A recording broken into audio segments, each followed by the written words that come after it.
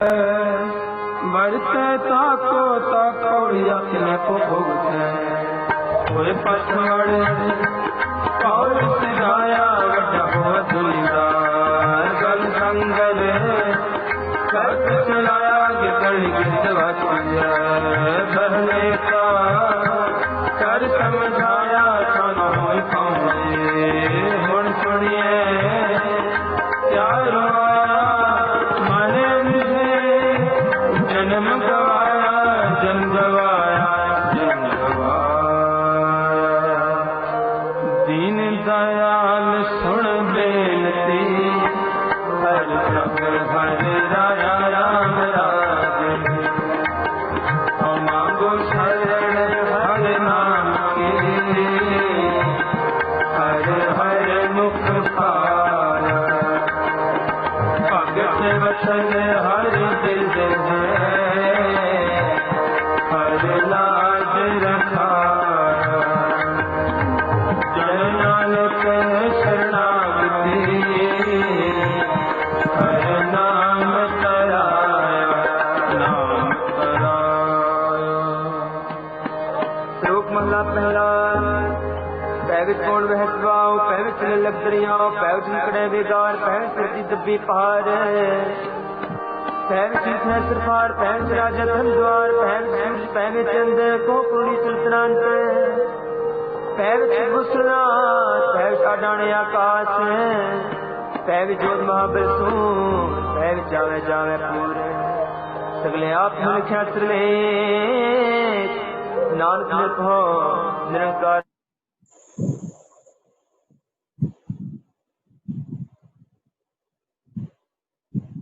वाहिगुरु जी का खालसा वाहिगुरु जी की फतेह।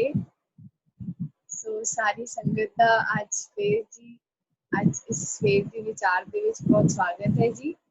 सो अकाल पुरख की बख्शिश है कि वो हर रोज सानू इस समय सानू सारिਆਂ ਨੂੰ जोड़ रहे ने कि ਅਸੀਂ इकट्ठे होके उस परमात्मा ਨੂੰ याद कर सकिए। सो आओ संगत जी आज की विचार की आरंभता करते हैं जी। सो आज जाप ते सलोक की सेवा निभाणगे जी मनजोत सिंह जी इटली तो ये वीर जी साडे नाल हर रोज बड़े ही सोहने विचार शेयर करते ने। सो आओ आज वीर जी वालों जाप सरवण करते हैं जी। सहज वीर जी प्लीज मनजोत जी को कर दो। वाहिगुरु जी का खालसा वाहिगुरु जी की फतेह। एक ओंकार सतनाम करता पुरख निर्भौ निर्वैर अकाल मूरत अजूनी सैभं गुर प्रसाद। एक ओंकार सतनाम करता पुरख निर्भौ निर्वैर अकाल मूरत अजूनी सैभं गुर प्रसाद। एक ओंकार सतनाम करता पुरख निर्भौ निर्वैर अकाल मूरत अजूनी सैभं गुर प्रसाद।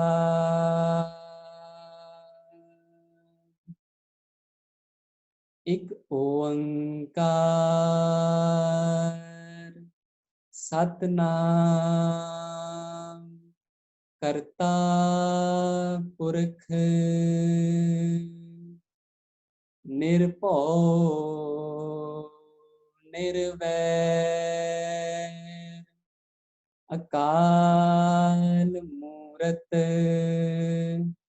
ਅਜੂਨੀ ਸੈਭੰ ਗੁਰ ਪ੍ਰਸਾਦ।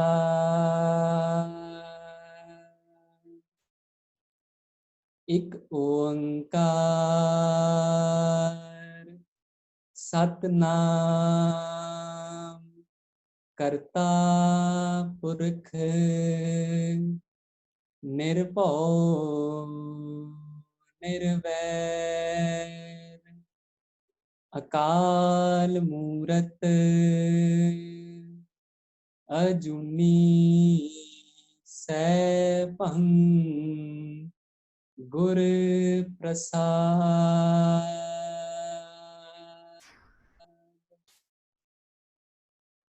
ਵਾਹਿਗੁਰੂ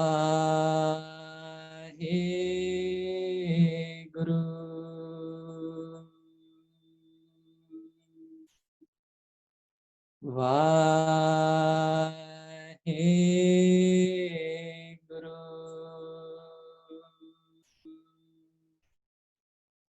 ਵਾਹਿਗੁਰੂ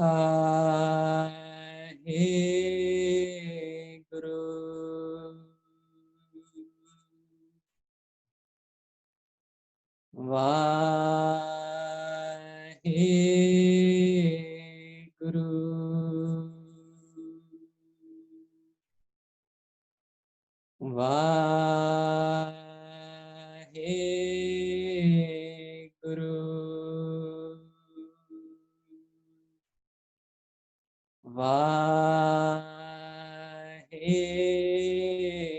ਵਾਹਿਗੁਰੂ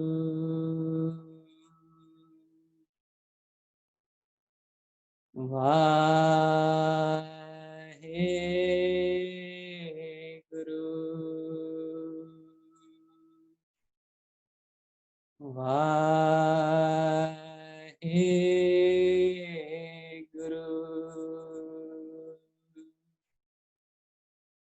ਵਾਹਿਗੁਰੂ ਜੀ ਕਾ ਖਾਲਸਾ ਵਾਹਿਗੁਰੂ ਜੀ ਕੀ ਫਤਿਹ। वाह जी वाह। सो वीर जी ने बड़े ही प्यारे ढंग नाल ते बड़ी ही सोहनी मुस्कुराहट नाल सारी संगत को सरवण कराया। सो हुण मैं वीर जी ने रिक्वेस्ट करती हां कि उस श्लोक ਨੂੰ ਪੜ੍ਹਨ ਤੇ ਉਸ श्लोक ਦੇ ਵਿਚਾਰ ਸਾਡੇ ਸਾਰਿਆਂ ਨਾਲ ਸ਼ੇਅਰ ਕरें।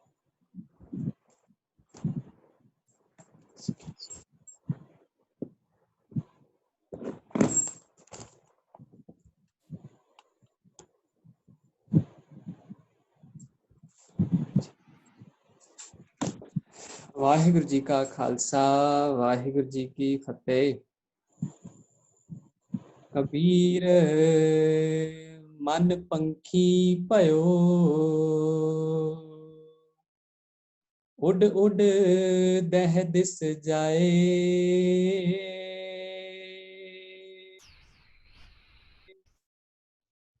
ਜੋ ਜੈਸੀ ਸੰਗਤ ਮਿਲੈ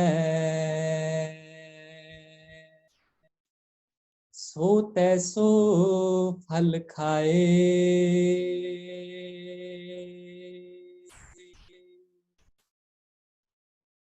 ਕਬੀਰ ਮਨ ਪੰਖੀ ਭਇਓ ਉੱਡ ਉੱਡ ਦਹਿ ਦਿਸ ਜਾਏ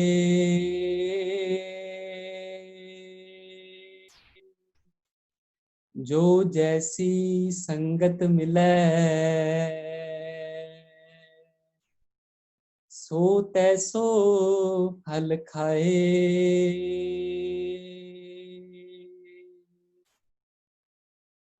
ਵਾਹਿਗੁਰੂ। ਪਦ ਅਰਥ ਦਹਿ ਦਿਸ ਦਸੀਂ ਪਾਸੀ ਹਰ ਪਾਸੇ ਅਨੇਕਾਂ ਮਾਇਕ ਪਦਾਰਥਾਂ ਵੱਲ ਉੱਡ ਉੱਡ ਮੁੜ ਮੁੜ ਉੱਡ ਕੇ ਮੁੜ ਮੁੜ ਭਟਕ ਕੇ। ਇਸ ਸ਼ਲੋਕ ਦੇ ਅਰਥ ਕਬੀਰ ਜੀ ਦੱਸਦੇ ਹਨ, ਹੇ ਕਬੀਰ ਇਹ ਜਾਣਦਿਆਂ ਵੀ ਕਿ ਪ੍ਰਭੂ ਦੀ ਸਿਫਤ ਸਲਾਹ ਵਿਕਾਰਾਂ ਨੂੰ ਸਾੜ ਕੇ ਪ੍ਰਭੂ ਚਰਨਾਂ ਵਿੱਚ ਜੋੜਦੀ ਹੈ, ਮਨੁੱਖ ਦਾ ਮਨ ਪੰਛੀ ਬਣ ਜਾਂਦਾ ਹੈ, ਇੱਕ ਪ੍ਰਭੂ ਦਾ ਆਸਰਾ ਛੱਡ ਕੇ ਭਟਕ ਭਟਕ ਕੇ ਮਾਇਕ ਪਦਾਰਥਾਂ ਦੇ ਪਿੱਛੇ ਦਸੀ ਪਾਸੀਂ ਦੌੜਦਾ ਹੈ। ਤੇ ਇਹ ਕੁਦਰਤ ਦਾ ਨਿਯਮ ਹੀ ਹੈ ਕਿ ਜੋ ਮਨੁੱਖ ਜਿਹੋ ਜਿਹੀ ਸੰਗਤ ਵਿੱਚ ਬੈਠਦਾ ਹੈ ਉਹ ਜਿਹਾ ਉਸ ਨੂੰ ਫਲ ਮਿਲਦਾ ਹੈ। ਸੋ ਇਸ ਸ਼ਲੋਕ ਦੇ ਵਿੱਚ ਕਬੀਰ ਜੀ ਨੇ ਇਹਨਾਂ ਦੋ ਫਰਮਾਨਾਂ ਦੇ ਵਿੱਚ ਮਨ ਦੀ ਦਸ਼ਾ, ਮਨ ਦੀ ਅਵਸਥਾ ਨੂੰ ਵਰਣਨ ਕੀਤਾ ਹੈ। ਤੇ ਉਸ ਮਨ ਦੀ ਅਵਸਥਾ ਨੂੰ ਫਿਰ ਦੂਸਰੇ ਫਰਮਾਨ ਦੇ ਵਿੱਚ ਸੰਗਤ ਦੇ ਨਾਲ ਤੇ ਸੰਗਤ ਦੇ ਨਾਲ ਰਹਿੰਦਿਆਂ ਸਾਡੇ ਜੀਵਨ ਦੇ ਵਿੱਚ ਕਿਸ ਤਰ੍ਹਾਂ ਦੀ ਰੰਗਤ ਚੜ੍ਹਦੀ ਹੈ, ਉਹਦੇ ਨਾਲ ਇਹਦਾ ਜੋ ਹੈ ਉਹ ਕਨੈਕਸ਼ਨ ਦਿੱਤਾ ਹੈ। ਕਬੀਰ ਜੀ ਕਹਿੰਦੇ ਨੇ ਕਿ ਮਨ ਪੰਖੀ ਭਇਓ, ਮਨ ਨੂੰ ਪੰਛੀ ਦੀ ਤੁਲਨਾ ਦਿੱਤੀ ਹੈ ਵੀ ਮਨ ਜਿਹੜਾ ਹੈ ਉਹ ਪੰਛੀ ਦੀ ਤਰ੍ਹਾਂ ਹੈਗਾ, ਉੱਡ ਉੱਡ ਦਹਿ ਦਿਸ ਜਾਏ, ਵੀ ਉੱਡ ਉੱਡ ਕੇ ਜਿਵੇਂ ਪੰਛੀ ਜਿਹੜਾ ਹੈਗਾ ਉਹ 10 ਦਿਸ਼ਾਵਾਂ ਦੇ ਵਿੱਚ ਉੱਡ ਕੇ ਵੀ ਆਪਣੇ ਕਿਸੇ ਚੀਜ਼ ਦੀ ਭਾਲ ਲਈ ਪੰਛੀ 10 ਦਿਸ਼ਾਵਾਂ ਦੇ ਵਿੱਚ ਉੱਡਦਾ, ਕਦੇ ਉੱਤੇ ਕਦੇ ਨੀਵੇਂ ਕਦੇ ਥੱਲੇ ਕਦੇ ਸੱਜੇ ਕਦੇ ਖੱਬੇ, ਉਹ ਸਥਿਰ ਨਹੀਂ ਹੈ। ਉਸੇ ਤਰ੍ਹਾਂ ਇਹ ਸਾਡਾ ਜੋ ਮਨ ਹੈ ਉਹ ਇਸ ਪੰਛੀ ਦੀ ਤਰ੍ਹਾਂ ਹੈ ਵੀ ਉਹ ਵੀ ਉਸ ਨੂੰ ਵੀ ਸਥਿਰਤਾ ਨਹੀਂ ਹੈ। ਮਨ ਸੰਕਲਪਾਂ ਵਿਕਲਪਾਂ ਦੇ ਵਿੱਚ ਵਿਕਾਰਾਂ ਦੇ ਵਿੱਚ ਫਸਿਆ ਹੋਇਆ ਪੰਛੀ ਦੀ ਤਰ੍ਹਾਂ ਹੀ ਉੱਡਦਾ ਰਹਿੰਦਾ ਹੈ। ਜੇ ਸਾਡਾ ਮਨ ਮੈਲਾ ਹੈ, ਗੁਰਬਾਣੀ ਅਨੁਸਾਰ ਜੇ ਆਪਾਂ ਦੇਖੀਏ ਤੇ ਜੇ ਸਾਡਾ ਮਨ ਮੈਲਾ ਹੈ ਤਾਂ ਸਾਡੇ ਮਨ ਦੇ ਅੰਦਰ ਜੋ ਫੁਰਨੇ ਆਣਗੇ ਉਹ ਵੀ ਮੈਲੇ ਹੋਣਗੇ। ਉਹ ਫੁਰਨੇ ਮੈਲੇ ਕਿਉਂ ਹੋਣਗੇ? ਕਿਉਂਕਿ ਹੋ ਸਕਦਾ ਹੈ ਕਿ ਅਸੀਂ ਪੂਰੇ ਦਿਨ ਦੇ ਵਿੱਚ ਕਿਸੇ ਨਾ ਕਿਸੇ ਤਰੀਕੇ ਰਾਹੀਂ ਆਪਣੇ ਗਿਆਨ ਇੰਦਰੀਆਂ ਨੂੰ ਉਸ ਵਿਕਾਰਾਂ ਦੇ ਵਿੱਚ ਫਸਾਇਆ ਹੈ, ਜਿਸ ਤਰੀਕੇ ਦੇ ਨਾਲ ਸਾਡੇ ਮਨ ਨੂੰ ਉਸ ਤਰ੍ਹਾਂ ਦੀ ਰੰਗਤ ਚੜੀ ਹੈ। ਉਹ ਫੁਰਨੇ ਮੈਲੇ ਨੇ, ਉਹ ਗਿਆਨ ਇੰਦਰੇ ਮੈਲੇ ਹੋਏ ਨੇ, ਤੇ ਉਹ ਮਨ ਦੀ ਚੰਚਲਤਾ ਜਿਹੜੀ ਆ ਉਨੀ ਵੱਧ ਜਾਂਦੀ ਹੈ। ਜੇ ਦੂਸਰੇ ਪਾਸੇ ਮਨ ਨਿਰਮਲ ਹੈ ਤੇ ਸਾਡੇ ਫੁਰਨੇ ਵੀ ਨਿਰਮਲ ਹੋਣਗੇ। ਜੇ ਫੁਰਨੇ ਨਿਰਮਲ ਹੋਣਗੇ ਤੇ ਮਨ ਦੀ ਚੰਚਲਤਾ ਜਿਹੜੀ ਹੈ ਉਹ ਵੀ ਬਹੁਤ ਘਟ ਜਾਏਗੀ। ਹੁਣ ਗੁਰਬਾਣੀ ਅਨੁਸਾਰ ਪਾਤਸ਼ਾਹ ਨੇ ਇੱਕ ਫਰਮਾਨ ਜਿਹੜਾ ਹੈ ਉਹ ਬੜਾ ਪਿਆਰਾ, ਜੋ ਮਨ ਨੂੰ ਪੰਛੀ ਦੇ ਨਾਲ ਤੁਲਨਾ ਕਰਦਿਆਂ ਹੋਇਆ ਮਨ ਦੀ ਜੋ ਇਹ 10 ਦਿਸ਼ਾਵਾਂ ਵਿੱਚ ਉੱਡਣ ਦੀ ਅਵਸਥਾ ਨੂੰ ਜੇ ਆਪਾਂ ਦੇਖੀਏ, ਆਪਾਂ ਇੱਕ ਹੋਰ ਤਰੀਕੇ ਨਾਲ ਵੀ ਦੇਖ ਸਕਦੇ ਹਾਂ ਇਹਨੂੰ। ਦੂਸਰਾ ਐਂਗਲ ਜੋ ਤਾਂ ਦੂਸਰਾ ਪਰਸਪੈਕਟਿਵ ਹੈ ਕਿ ਮਨ ਦੇ ਵਿੱਚ ਆ ਰਹੇ ਫੁਰਨੇ, ਮਨ ਦੀ ਇਹ ਜੋ ਚੰਚਲਤਾ ਹੈ, ਉਹ ਫੁਰਨੇ ਮੈਲੇ ਕਿਉਂ ਹੁੰਦੇ ਨੇ? ਕਿਉਂਕਿ ਸਾਡਾ ਮਨ ਜਿਹੜਾ ਹੈਗਾ ਉਹ ਵਿਕਾਰਾਂ ਦੇ ਵਿੱਚ ਫਸ ਜਾਂਦਾ ਹੈ। ਫਰਮਾਨ ਹੈ, ਅੱਖੀਂ ਵੇਖ ਨਾ ਰੱਜੀਆਂ ਮੋਹ ਰੰਗ ਤਮਾਸੇ, ਉਸਤਤ ਨਿੰਦਾ ਕੰਨ ਸੁਣ ਰੋਵਣ ਤੈ ਹਾਸੇ। ਵੀ ਸਾਡੀ ਅੱਖਾਂ ਜਿਹੜੀਆਂ ਨੇ ਉਹ ਦੁਨਿਆਵੀ ਰੰਗ ਤਮਾਸ਼ਿਆਂ ਨੂੰ ਵੇਖ ਕੇ ਰੱਜਦੀਆਂ ਨਹੀਂ। ਦਿਖਾਈ ਚੱਲੋ ਉਹ ਰਸ ਓਨਾ ਹੀ ਵੱਧਦਾ ਜਾਂਦਾ ਹੈ। ਉਸਤਤ ਨਿੰਦਾ ਕੰਨ ਸੁਣ ਰੋਵਣ ਤੈ ਹਾਸੇ, ਉਸਤਤ ਤੇ ਨਿੰਦਿਆ ਸੁਣ ਕੇ ਇਹ ਕੰਨ ਜਿਹੜੇ ਨੇ ਰੋਂਦੇ ਨੇ ਤੇ ਹੱਸਦੇ ਨੇ।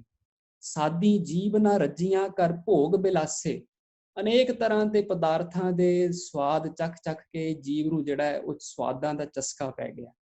ਨੱਕ ਨਾ ਰੱਜਾ ਵਾਸ ਲੈ ਦੁਰਗੰਧ ਸਵਾਸੇ, ਵੀ ਕਦੀ ਸੁਗੰਧ ਤੇ ਕਦੀ ਦੁਰਗੰਧ ਵਾਸ਼ਨਾ ਦੇ ਰੂਪੀ ਲੈ ਕੇ ਇਹ ਮਨ ਉਹ ਨੱਕ ਜਿਹੜਾ ਉਹ ਉਸ ਤਰ੍ਹਾਂ ਦੇ ਵਿਕਾਰਾਂ ਦੇ ਵਿੱਚ, ਉਸ ਤਰ੍ਹਾਂ ਦੀ ਵਾਸ਼ਨਾਵਾਂ ਦੇ ਵਿੱਚ ਫਸ ਗਿਆ।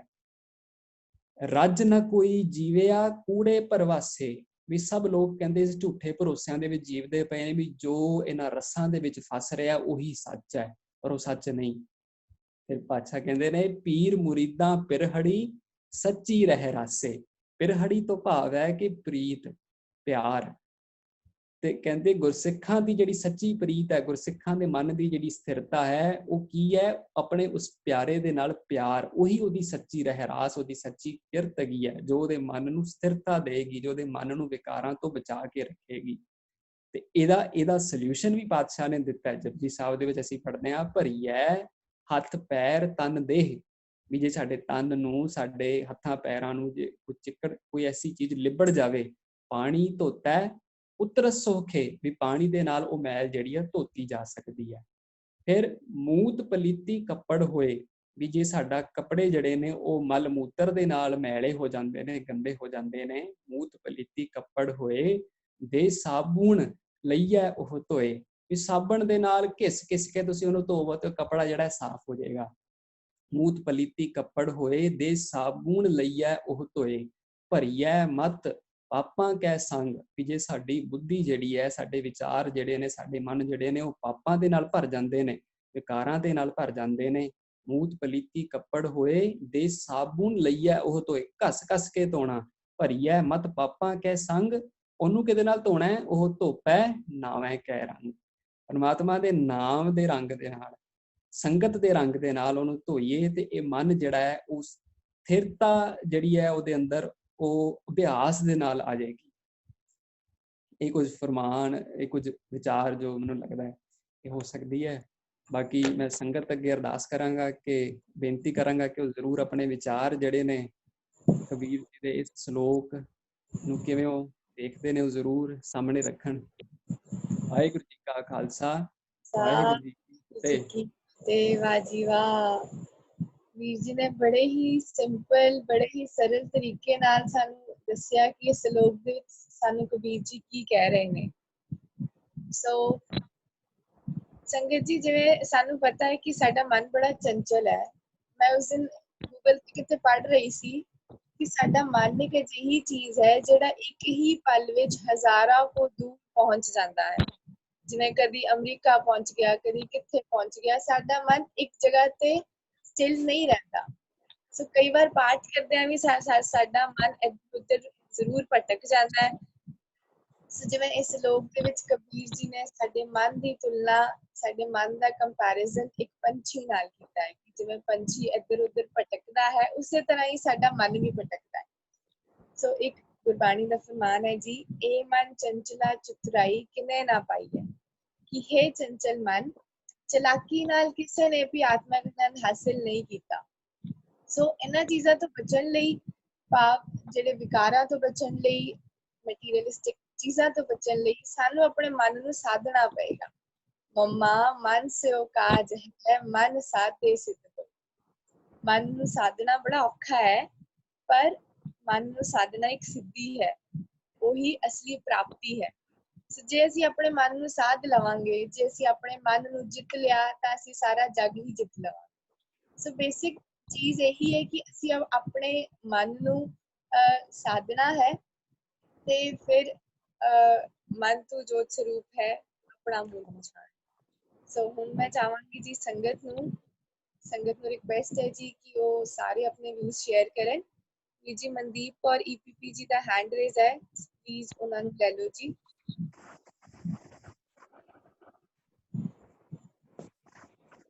ਵਾਹਿਗੁਰੂ ਜੀ ਕਾ ਖਾਲਸਾ, ਵਾਹਿਗੁਰੂ ਜੀ ਕੀ ਫਤਿਹ ਜੀ। ਹਾਂਜੀ, ਆਵਾਜ਼ ਆ ਰਹੀ ਹੈ ਜੀ? ਹਾਂਜੀ ਹਾਂਜੀ ਹਾਂਜੀ ਜੀ ਬਿਲਕੁਲ।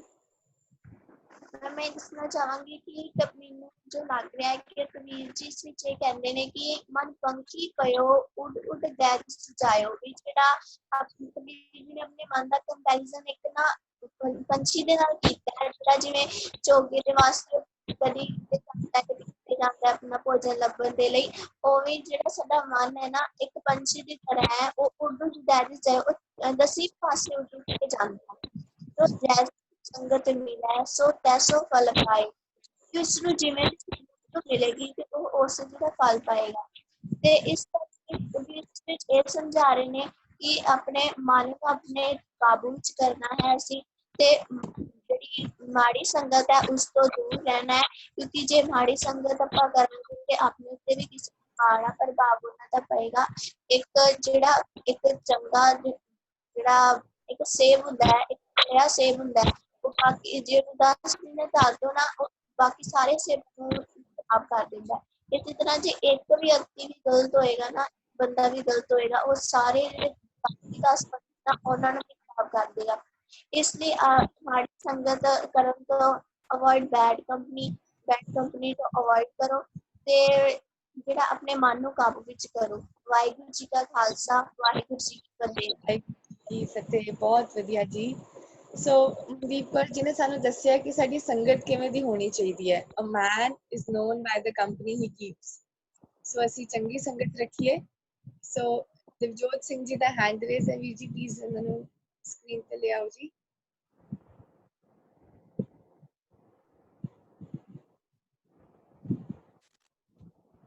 ਵਾਹਿਗੁਰੂ ਜੀ ਕਾ ਖਾਲਸਾ ਵਾਹਿਗੁਰੂ ਜੀ ਕੀ ਫਤਿਹ। ਬੜੇ ਅੱਛੇ ਵਿਚਾਰ ਦਿੱਤੇ ਜੀ ਸਾਰਿਆਂ ਨੇ। ਤੇ ਜਿਹੜੀ ਮੇਰੀ ਦੂਸਰੀ ਲਾਈਨ ਵਿੱਚ ਮੈਂ ਉਹਦੇ ਬਾਰੇ ਕਰਾਂ, ਜੋ ਜੈਸੀ ਸੰਗਤ ਮਿਲੇ ਸੋ ਤੈਸਾ ਫਲ ਖਾਏ। ਇਹ ਕੱਲ ਇੱਕ ਨਾ ਅਸੀਂ ਵਿਚਾਰ ਕਰ ਰਹੇ ਸੀ, ਕੁਝ ਫਰੈਂਡਸ ਨੂੰ ਮਿਲੇ ਸੀ ਇੱਥੇ ਸੰਗਤ ਦੀ, ਤੇ ਗੱਲ ਕਰ ਰਹੇ ਸੀ ਅਸੀਂ। ਉਸ ਤੋਂ ਬਾਅਦ ਵਾਪਿਸ ਜਦੋਂ ਅਸੀਂ ਆਏ ਘਰ ਤੇ ਅਸੀਂ ਰਸਤੇ ਡਿਸਕਸ ਕਰੇ ਕਿ ਸਾਡਾ ਮਨ ਕਿੱਥੇ ਗਿਆ, ਕਿਹੜੀ ਕਿਹੜੀ ਗੱਲਾਂ ਵਿੱਚ ਗਿਆ, ਕਿਹੜੀ ਕਿਹੜੀ ਗੱਲਾਂ ਡਿਸਕਸ ਕੀਤੀਆਂ। ਤੇ ਉਦੋਂ ਵਿੱਚ ਜਿਹੜਾ ਨਟਸ਼ੈਲ ਹੈ, ਮੈਂ ਇੱਕ ਗੱਲ ਸ਼ੇਅਰ ਕਰਾਂਗਾ। ਹਰ ਇੱਕ ਨੇ ਆਪਣੇ ਐਕਸਪੀਰੀਅੰਸ ਸ਼ੇਅਰ ਕੀਤੇ ਕਿ ਅਸੀਂ ਕਿੱਦਾਂ ਇਹ ਜਿਹੜਾ ਲੋਕਡਾਊਨ ਹੈ ਉਹਨੂੰ ਕਿਵੇਂ ਅਸੀਂ ਜੂਝ ਰਹੇ ਹਾਂ, ਉਹਦੇ ਨਾਲ ਕੀ ਕੀ ਨਵਾਂ ਸਿੱਖਿਆ। ਉਦੋਂ ਵਿੱਚ ਜਿਹੜਾ ਅਸੀਂ ਮਨ ਵਿੱਚ ਜਿਹੜਾ ਉਹਨੂੰ ਸਮਰਾਈਜ਼ ਕੀਤਾ ਕਿ ਇਹ ਕੀਤਾ ਕਿ ਹਰ ਇੱਕ ਨੇ ਆਪਣਾ ਐਕਸਪੀਰੀਅੰਸ ਸ਼ੇਅਰ ਕੀਤਾ। ਕਈਆਂ ਨੇ ਦੱਸਿਆ ਕਿ ਅਸੀਂ ਬੜੇ ਗੁਰਮਤਿ ਸਮਾਗਮ ਅਟੈਂਡ ਕੀਤੇ, ਜ਼ੂਮ ਤੇ ਕੈਂਪਸ ਲਾਏ, ਤੇ ਹਰ ਇੱਕ ਨੇ ਆਪਣਾ ਆਪਣਾ ਸ਼ੇਅਰ ਕੀਤਾ। ਬਟ ਅਸੀਂ ਦੇਖਿਆ ਜਿਹੜੇ ਗੁਰੂ ਨਾਲ ਜੁੜੇ ਹੋਏ ਸੀ ਉਹਨਾਂ ਦਾ ਐਕਸਪੀਰੀਅੰਸ ਇੰਨਾ ਅੱਛਾ ਸ਼ੇਅਰ ਕੀਤਾ ਉਹਨਾਂ ਨੇ, ਸਾਡੇ ਮਨ 'ਚ ਵੀ ਬੜਾ ਅੱਛੀਆਂ ਥਾਟਸ ਆਈਆਂ ਕਿ ਅਸੀਂ ਵੀ ਉਹਨੂੰ ਚੀਜ਼ ਨੂੰ ਕਾਪੀ ਕਰੀਏ।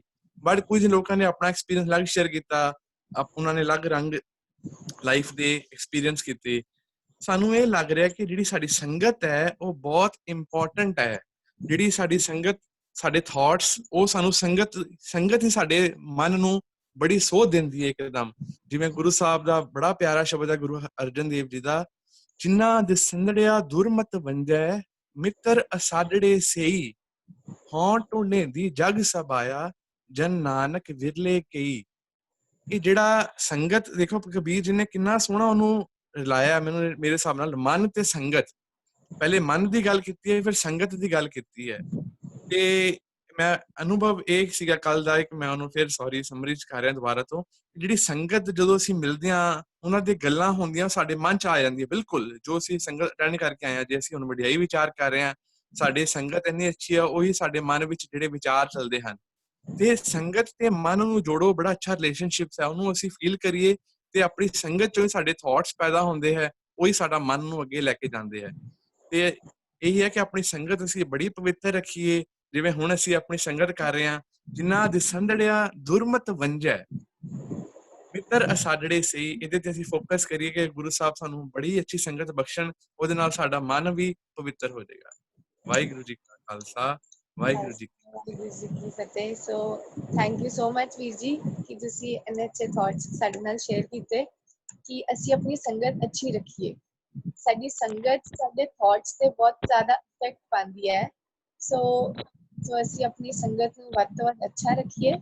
ਸੋ ਵੀਰ ਜੀ ਮਨਜੋਤ ਸਿੰਘ ਜੀ ਦਾ ਹੈਂਡ ਰੇਜ਼ ਹੈ ਜੀ।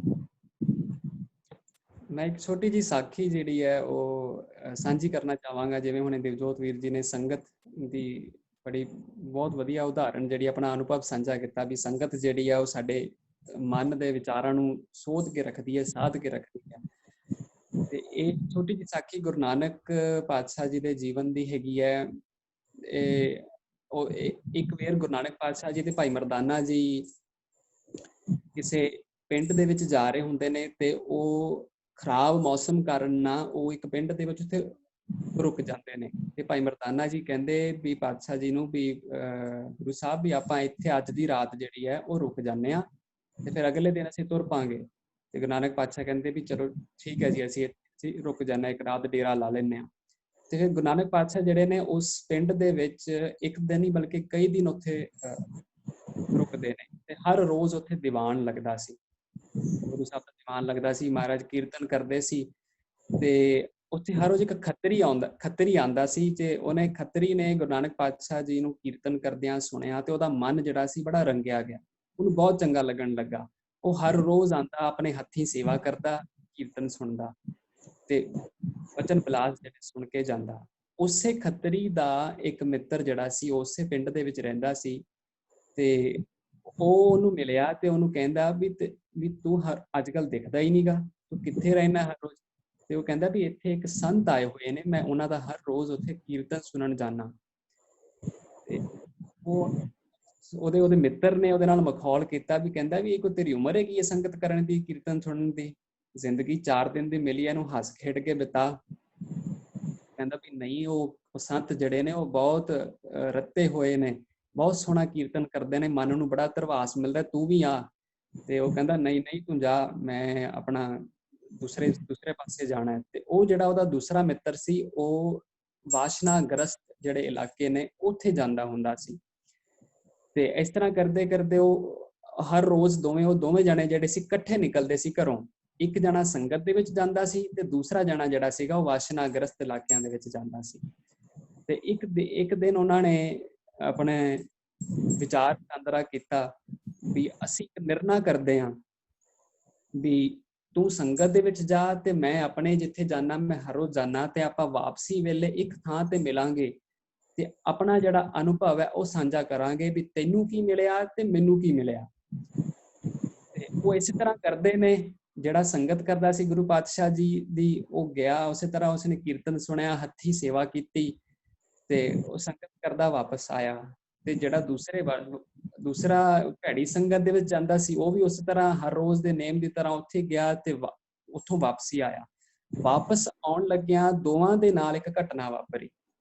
ਜਿਹੜਾ ਤੇ ਵਾਸ਼ਨਾਗ੍ਰਸਤ ਇਲਾਕਿਆਂ ਚੋਂ ਜਿਹੜਾ ਭੈੜੀ ਸੰਗਤ ਕਰਕੇ ਆ ਰਿਹਾ ਸੀ, ਉਹ ਜਦੋਂ ਆਇਆ ਤੇ ਉਹਦੇ ਰਾਹ ਤੁਰਦੇ ਤੁਰਦੇ ਉਹਦੇ ਪੈਰਾਂ ਨੂੰ ਠੁੱਡਾ ਵੱਜਾ। ਉਹਨੇ ਕੀ ਦੇਖਿਆ ਕਿ ਉੱਥੇ ਇੱਕ ਗਾਗਰ ਪਈ ਹੋਈ ਸੀ। ਉਸ ਗਾਗਰ ਤੇ ਕੱਪੜਾ ਲਪੇਟਿਆ ਹੋਇਆ ਸੀ ਤੇ ਕੱਪੜਾ ਚੁੱਕ ਕੇ ਉਹਨੇ ਦੇਖਿਆ, ਉਹਨੂੰ ਇੱਕ ਸੋਨੇ ਦੀ ਮੋਹਰ ਮਿਲੀ। ਸੋਨੇ ਦੀ ਮੋਹਰ ਜਦੋਂ ਉਹਨੇ ਚੱਕੀ ਤੇ ਫਿਰ ਉਹਨੇ ਥੱਲੇ ਜਦੋਂ ਹੱਥ ਮਾਰਿਆ ਤੇ ਉਹਦੇ ਥੱਲੇ ਕੋਲੇ ਹੀ ਕੋਲੇ ਸੀਗੇ। ਉਹ ਬੜਾ ਹੈਰਾਨ ਹੋਇਆ।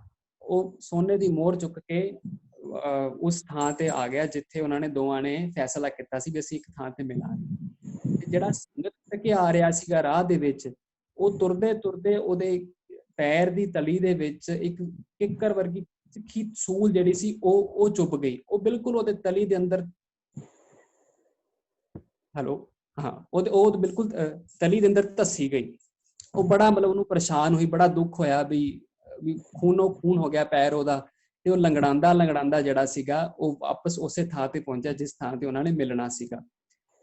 ਤੇ ਜਦੋਂ ਉਹ ਦੋਵੇਂ ਜਾਣੇ ਉੱਥੇ ਪਹੁੰਚੇ ਤੇ ਉਹਨਾਂ ਨੇ ਕਿਹਾ ਵੀ ਹੁਣ ਅਸੀਂ ਦੱਸਦੇ ਹਾਂ ਵੀ ਤੂੰ ਸੰਗਤ ਕਰਕੇ ਆਇਆ ਤੇ ਤੈਨੂੰ ਕੀ ਮਿਲਿਆ ਤੇ ਮੈਂ ਉੱਥੋਂ ਆਇਆ ਤੇ ਮੈਨੂੰ ਕੀ ਮਿਲਿਆ। ਉਹਨਾਂ ਦੋਨਾਂ ਨੇ ਆਪਣਾ ਅਨੁਭਵ ਸਾਂਝਾ ਕੀਤਾ। ਉਹ ਕਹਿੰਦਾ ਵੀ ਮੈਂ ਜਦੋਂ ਉੱਥੋਂ ਆਇਆ ਤੇ ਮੈਨੂੰ ਰਾਹ 'ਚ ਸੋਨੇ ਦੀ ਮੋਹਰ ਮਿਲੀ।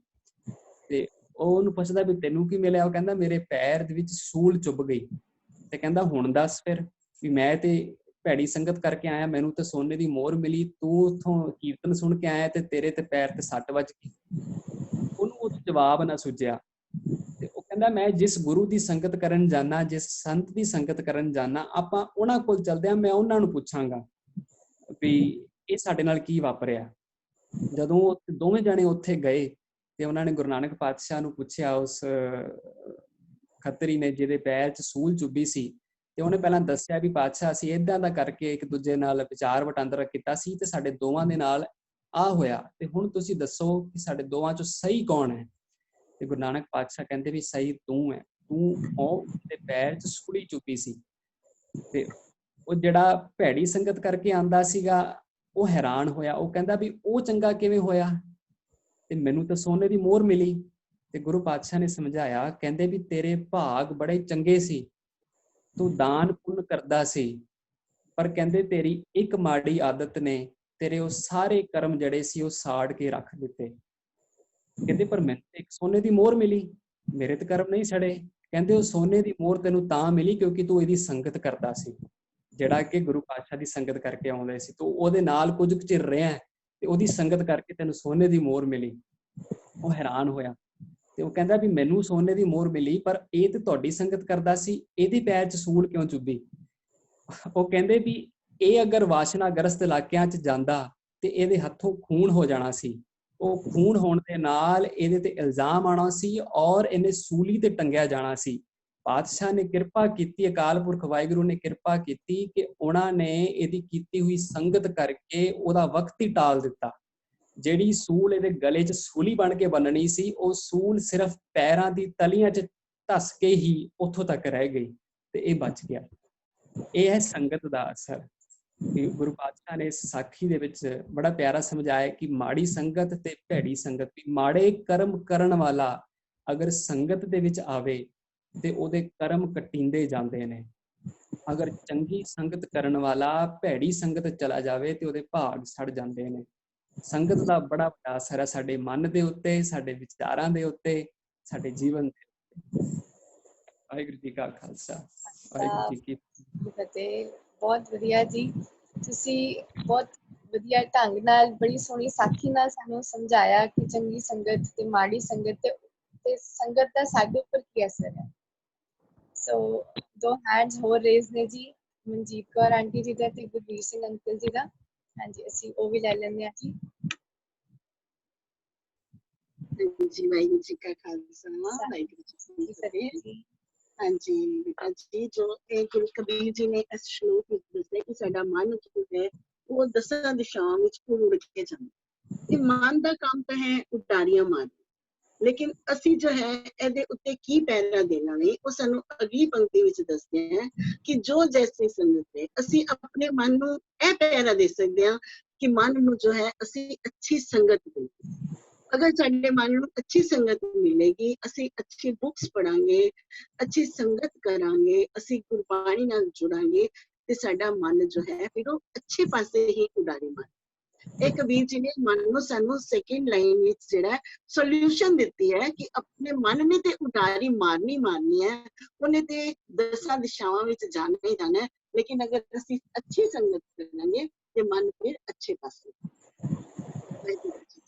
ਵਾਹਿਗੁਰੂ ਜੀ ਕੀ ਫਤਿਹ। ਵਾਹ ਜੀ ਵਾਹ।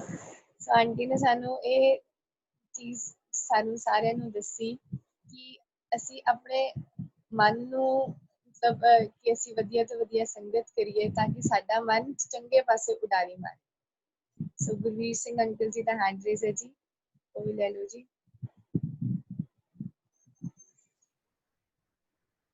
ਵਾਹਿਗੁਰੂ ਜੀ ਕਾ ਖਾਲਸਾ ਵਾਹਿਗੁਰੂ ਜੀ ਕੀ ਫਤਿਹ ਜੀ। ਹੁਣ ਭੈਣ ਜੀ ਬਹੁਤ ਵਧੀਆ ਐਕਸਪਲੇਨ ਕਰ ਰਹੇ ਸੀ। ਇਸ ਤੋਂ ਪਹਿਲੇ ਮਨਜੋਤ ਜੀ ਨੇ ਜੋ ਇਟਲੀ ਤੋਂ ਜਿਹੜਾ ਡਿਟੇਲ ਦਿੱਤੀ ਸਾਖੀ ਨਾਲ, ਬਹੁਤ ਵਧੀਆ ਇਨਸਾਨ ਨੂੰ ਸੌਖੀ ਗੱਲ ਸਮਝ ਆ ਜਾਂਦੀ ਹੈ। ਜਿਹੜਾ ਤਰੀਕਾ ਇਹਨਾਂ ਨੇ ਬੜਾ ਸੌਖਾ ਲੱਗਿਆ ਸਾਨੂੰ ਕਿ ਮਨ ਦੀ ਅਵਸਥਾ ਕੀ ਹੈ ਤੇ ਮਨ ਨੂੰ ਕਿਵੇਂ ਕਾਬੂ ਵਿੱਚ ਲਿਆਇਆ ਜਾ ਸਕਦਾ ਹੈ। ਸਾਰੀ ਗੱਲ ਮਨ ਦੀ ਚੱਲ ਰਹੀ ਹੈ।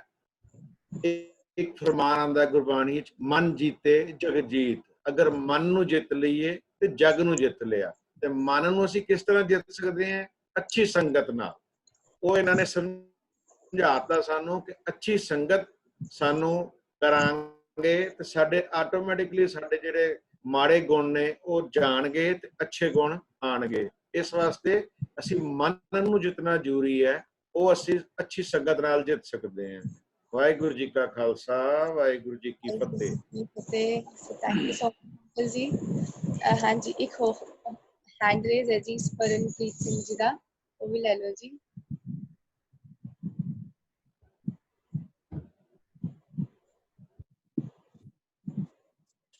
ਵਾਹਿਗੁਰੂ ਜੀ ਕਾ ਖਾਲਸਾ ਵਾਹਿਗੁਰੂ ਜੀ ਕੀ ਫਤਿਹ। ਕਬੀਰ ਮਨ ਪੱਖੀ ਪਇਓ ਉਡ ਉਡ ਦੇਹ ਦੀ ਜਾਏ। ਕਬੀਰ ਜੀ ਕਹਿੰਦੇ ਨੇ ਮੇਰਾ ਮਨ ਐਵੇਂ ਜਾ ਹੋ ਗਿਆ ਹੈਗਾ, ਪੰਛੀ ਉੜ ਉੜ ਕੇ ਬਾਹਰ ਜਾਂਦੇ, ਉਵੇਂ ਮੇਰਾ ਮਨ ਜਦ ਬਾਣੀ ਪੜਨ ਲੱਗਦੇ ਆ, ਮੈਂ ਬਾਣੀ ਪੜਨ ਲੱਗਦਾ ਮੈਂ ਉਸ ਸਮੇਂ ਮੇਰਾ ਮਨ ਪੰਛੀ ਵਾਂਗ ਉੜ ਉੜ ਕੇ ਬਾਹਰ ਚਲ ਜਾਂਦਾ ਹੈਗਾ। ਸਾਨੂੰ ਸਾਰਿਆਂ ਨੂੰ ਪਤਾ ਹੈ ਬਾਣੀ ਪੜ੍ਹਨੀ ਕਿੰਨੀ ਜ਼ਰੂਰੀ ਹੈਗੀ। ਉਹਦੇ ਨਾਲ ਵਾਹਿਗੁਰੂ ਜੀ ਦਾ ਮਿਲਾਪ ਹੁੰਦਾ ਹੈਗਾ। ਜੋ ਜੈਸੀ ਸੰਗਤ ਮਿਲੇ ਸੋ ਤੈਸੋ ਫਲ ਖਾਏ। ਜਿਹੜਾ ਜਿਵੇਂ ਦੀ ਸੰਗਤ ਕਰਦਾ ਹੈਗਾ ਉਹਨੂੰ ਉਵੇਂ ਜਿਹਾ ਹੀ ਫਲ ਮਿਲਦਾ ਹੈਗਾ। ਸਾਨੂੰ ਹਮੇਸ਼ਾ ਅੱਛੀ ਸੰਗਤ ਕਰਨੀ ਚਾਹੀਦੀ ਹੈਗੀ। ਅੱਛੀ ਸੰਗਤ ਕਰਨ ਨਾਲ ਸਾਡੇ ਵਿਚਾਰ ਵੀ ਅੱਛੇ ਹੋਣਗੇ ਤਾਂ ਆਪਾਂ ਹੌਲੀ ਹੌਲੀ ਸਾਡੇ ਹੌਲੀ ਹੌਲੀ ਕੰਮ ਵੀ ਅੱਛੇ ਹੋਣੇ ਸ਼ੁਰੂ ਹੋ ਜਾਣਗੇ। ਵਾਹਿਗੁਰੂ ਜੀ ਕਾ ਖਾਲਸਾ ਵਾਹਿਗੁਰੂ ਜੀ ਕੀ ਫਤਿਹ। ਬਹੁਤ ਵਧੀਆ ਜੀ। ਜੀ ਇੱਕ ਹੋਰ ਹੈਂਡ ਰੇਜ਼ ਹੈ ਜੀ ਲਵਪ੍ਰੀਤ ਸਿੰਘ ਜੀ ਦਾ, ਉਹ ਵੀ ਲੈ ਲਓ ਜੀ।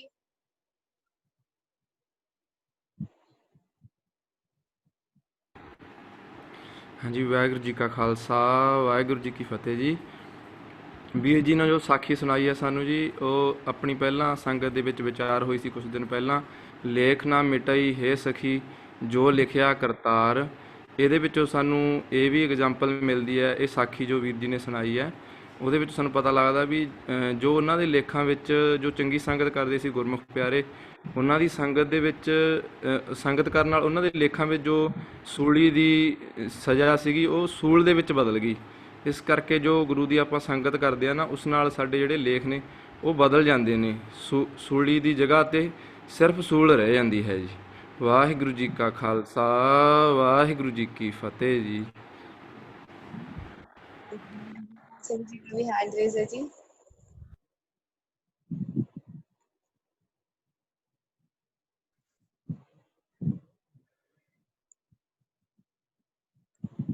ਵਾਹਿਗੁਰੂ ਜੀ ਕਾ ਖਾਲਸਾ, ਵਾਹਿਗੁਰੂ ਜੀ ਕੀ ਫਤਿਹ। ਹਾਂਜੀ ਵਾਹਿਗੁਰੂ ਜੀ। ਕੱਲ ਨਾ ਮੈਨੂੰ ਕਿਸੇ ਜਗ੍ਹਾ ਜਾਣ ਦਾ ਮੌਕਾ ਮਿਲਿਆ ਜੀ, ਕਿਸੇ ਦਾ ਪਤਾ ਕਰਨ ਜਾਣਾ ਸੀਗਾ ਤੇ ਉਹਨਾਂ ਦੇ ਪੜੋਸ 'ਚ ਇੱਕ ਲੜਕੇ, ਦੋ ਭਰਾ ਹੈਗੇ ਜੀ। ਇੱਕ ਦੀ ਸੰਗਤ ਮਾੜੀ ਸੀਗੀ ਜੀ, ਗੱਲ ਕੁਦਰਤੀ ਚੱਲ ਪਈ ਤੇ ਉਹਨਾਂ ਨੇ ਦੱਸਿਆ ਵੀ ਉਹ ਵੱਡਾ ਤਾਂ ਵੀ ਨਸ਼ੇ ਵੀ ਕਰਦਾ ਵਾ, ਚੋਰੀਆਂ ਵੀ ਕਰਦਾ, ਪੁਲਿਸ ਕਿੰਨੀ ਵਾਰ ਆ ਚੁੱਕੀ ਉਹਨੂੰ ਫੜਨ ਵਾਸਤੇ। ਤੇ ਛੋਟੇ ਭਰਾ ਦੀ ਸੰਗਤ ਵਧੀਆ ਹੈਗੀ ਹੈ ਜੀ, ਉਹ ਕੀ ਕਹਿੰਦੇ ਗੁਰਦੁਆਰਾ ਸਾਹਿਬ ਜਾਂਦਾ ਵਾ, ਸੰਗਤ ਕਰਦਾ ਵਾ ਤੇ ਉਹ ਵਧੀਆ ਹੈਗਾ ਜੀ। ਮਤਲਬ ਸੰਗਤ ਦਾ ਕਿੰਨਾ ਪ੍ਰਭਾਵ ਦੇਖੋ ਪੈਂਦਾ ਵਾ, ਉਹਦਾ ਸਾਥ ਕਿਹੋ ਜਿਹੇ ਬੰਦਿਆਂ ਦਾ ਤੇ ਉਹ ਉਦਾਂ ਦਾ ਹੋ ਗਿਆ, ਤੇ ਦੂਜੇ ਦਾ ਕਿੱਦਾਂ ਦਾ ਸਾਥ ਤੇ ਉਦਾਂ ਹੋ ਗਿਆ ਜੀ। ਬਸ ਵਾਹਿਗੁਰੂ ਜੀ ਕਾ ਖਾਲਸਾ, ਵਾਹਿਗੁਰੂ ਜੀ ਕੀ ਫਤਿਹ। ਸੋ ਅਸੀਂ ਦੇਖ ਸਕਦੇ ਹਾਂ ਕਿ ਸੰਗਤ ਕਿੰਨੀ ਜ਼ਿਆਦਾ ਮੈਟਰ ਕਰਦੀ ਹੈ, ਕਿ ਸੰਗਤ ਕਈ ਵਾਰ ਸਾਨੂੰ ਵਧੀਆ ਬਣਾ ਦਿੰਦੀ ਹੈ ਤੇ ਮਾੜੀ ਸੰਗਤ ਸਾਨੂੰ ਮਾੜਾ ਬਣਾ ਦਿੰਦੀ ਹੈ। ਸੋ ਅੱਜ ਜਿਵੇਂ ਅਸੀਂ ਸੰਗਤ ਦੇ ਮਨ ਦੇ ਉੱਪਰ ਵਿਚਾਰ ਕੀਤੀ ਹੈ, ਅਮਰਜੀਤ ਕੌਰ ਜੀ ਦਾ ਹੈਂਡ ਰੇਜ਼ ਹੈ ਜੀ।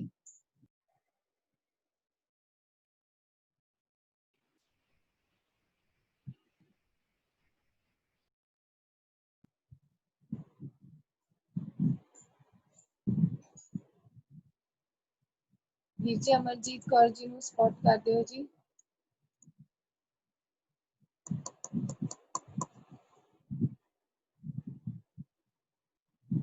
ਵਾਹਿਗੁਰੂ ਜੀ ਕਾ ਖਾਲਸਾ, ਵਾਹਿਗੁਰੂ ਜੀ ਕੀ ਫਤਿਹ ਜੀ। ਫਤਿਹ। आवाज आ रही है जी? हाँ जी, हाँ जी, बिल्कुल आ रही है जी।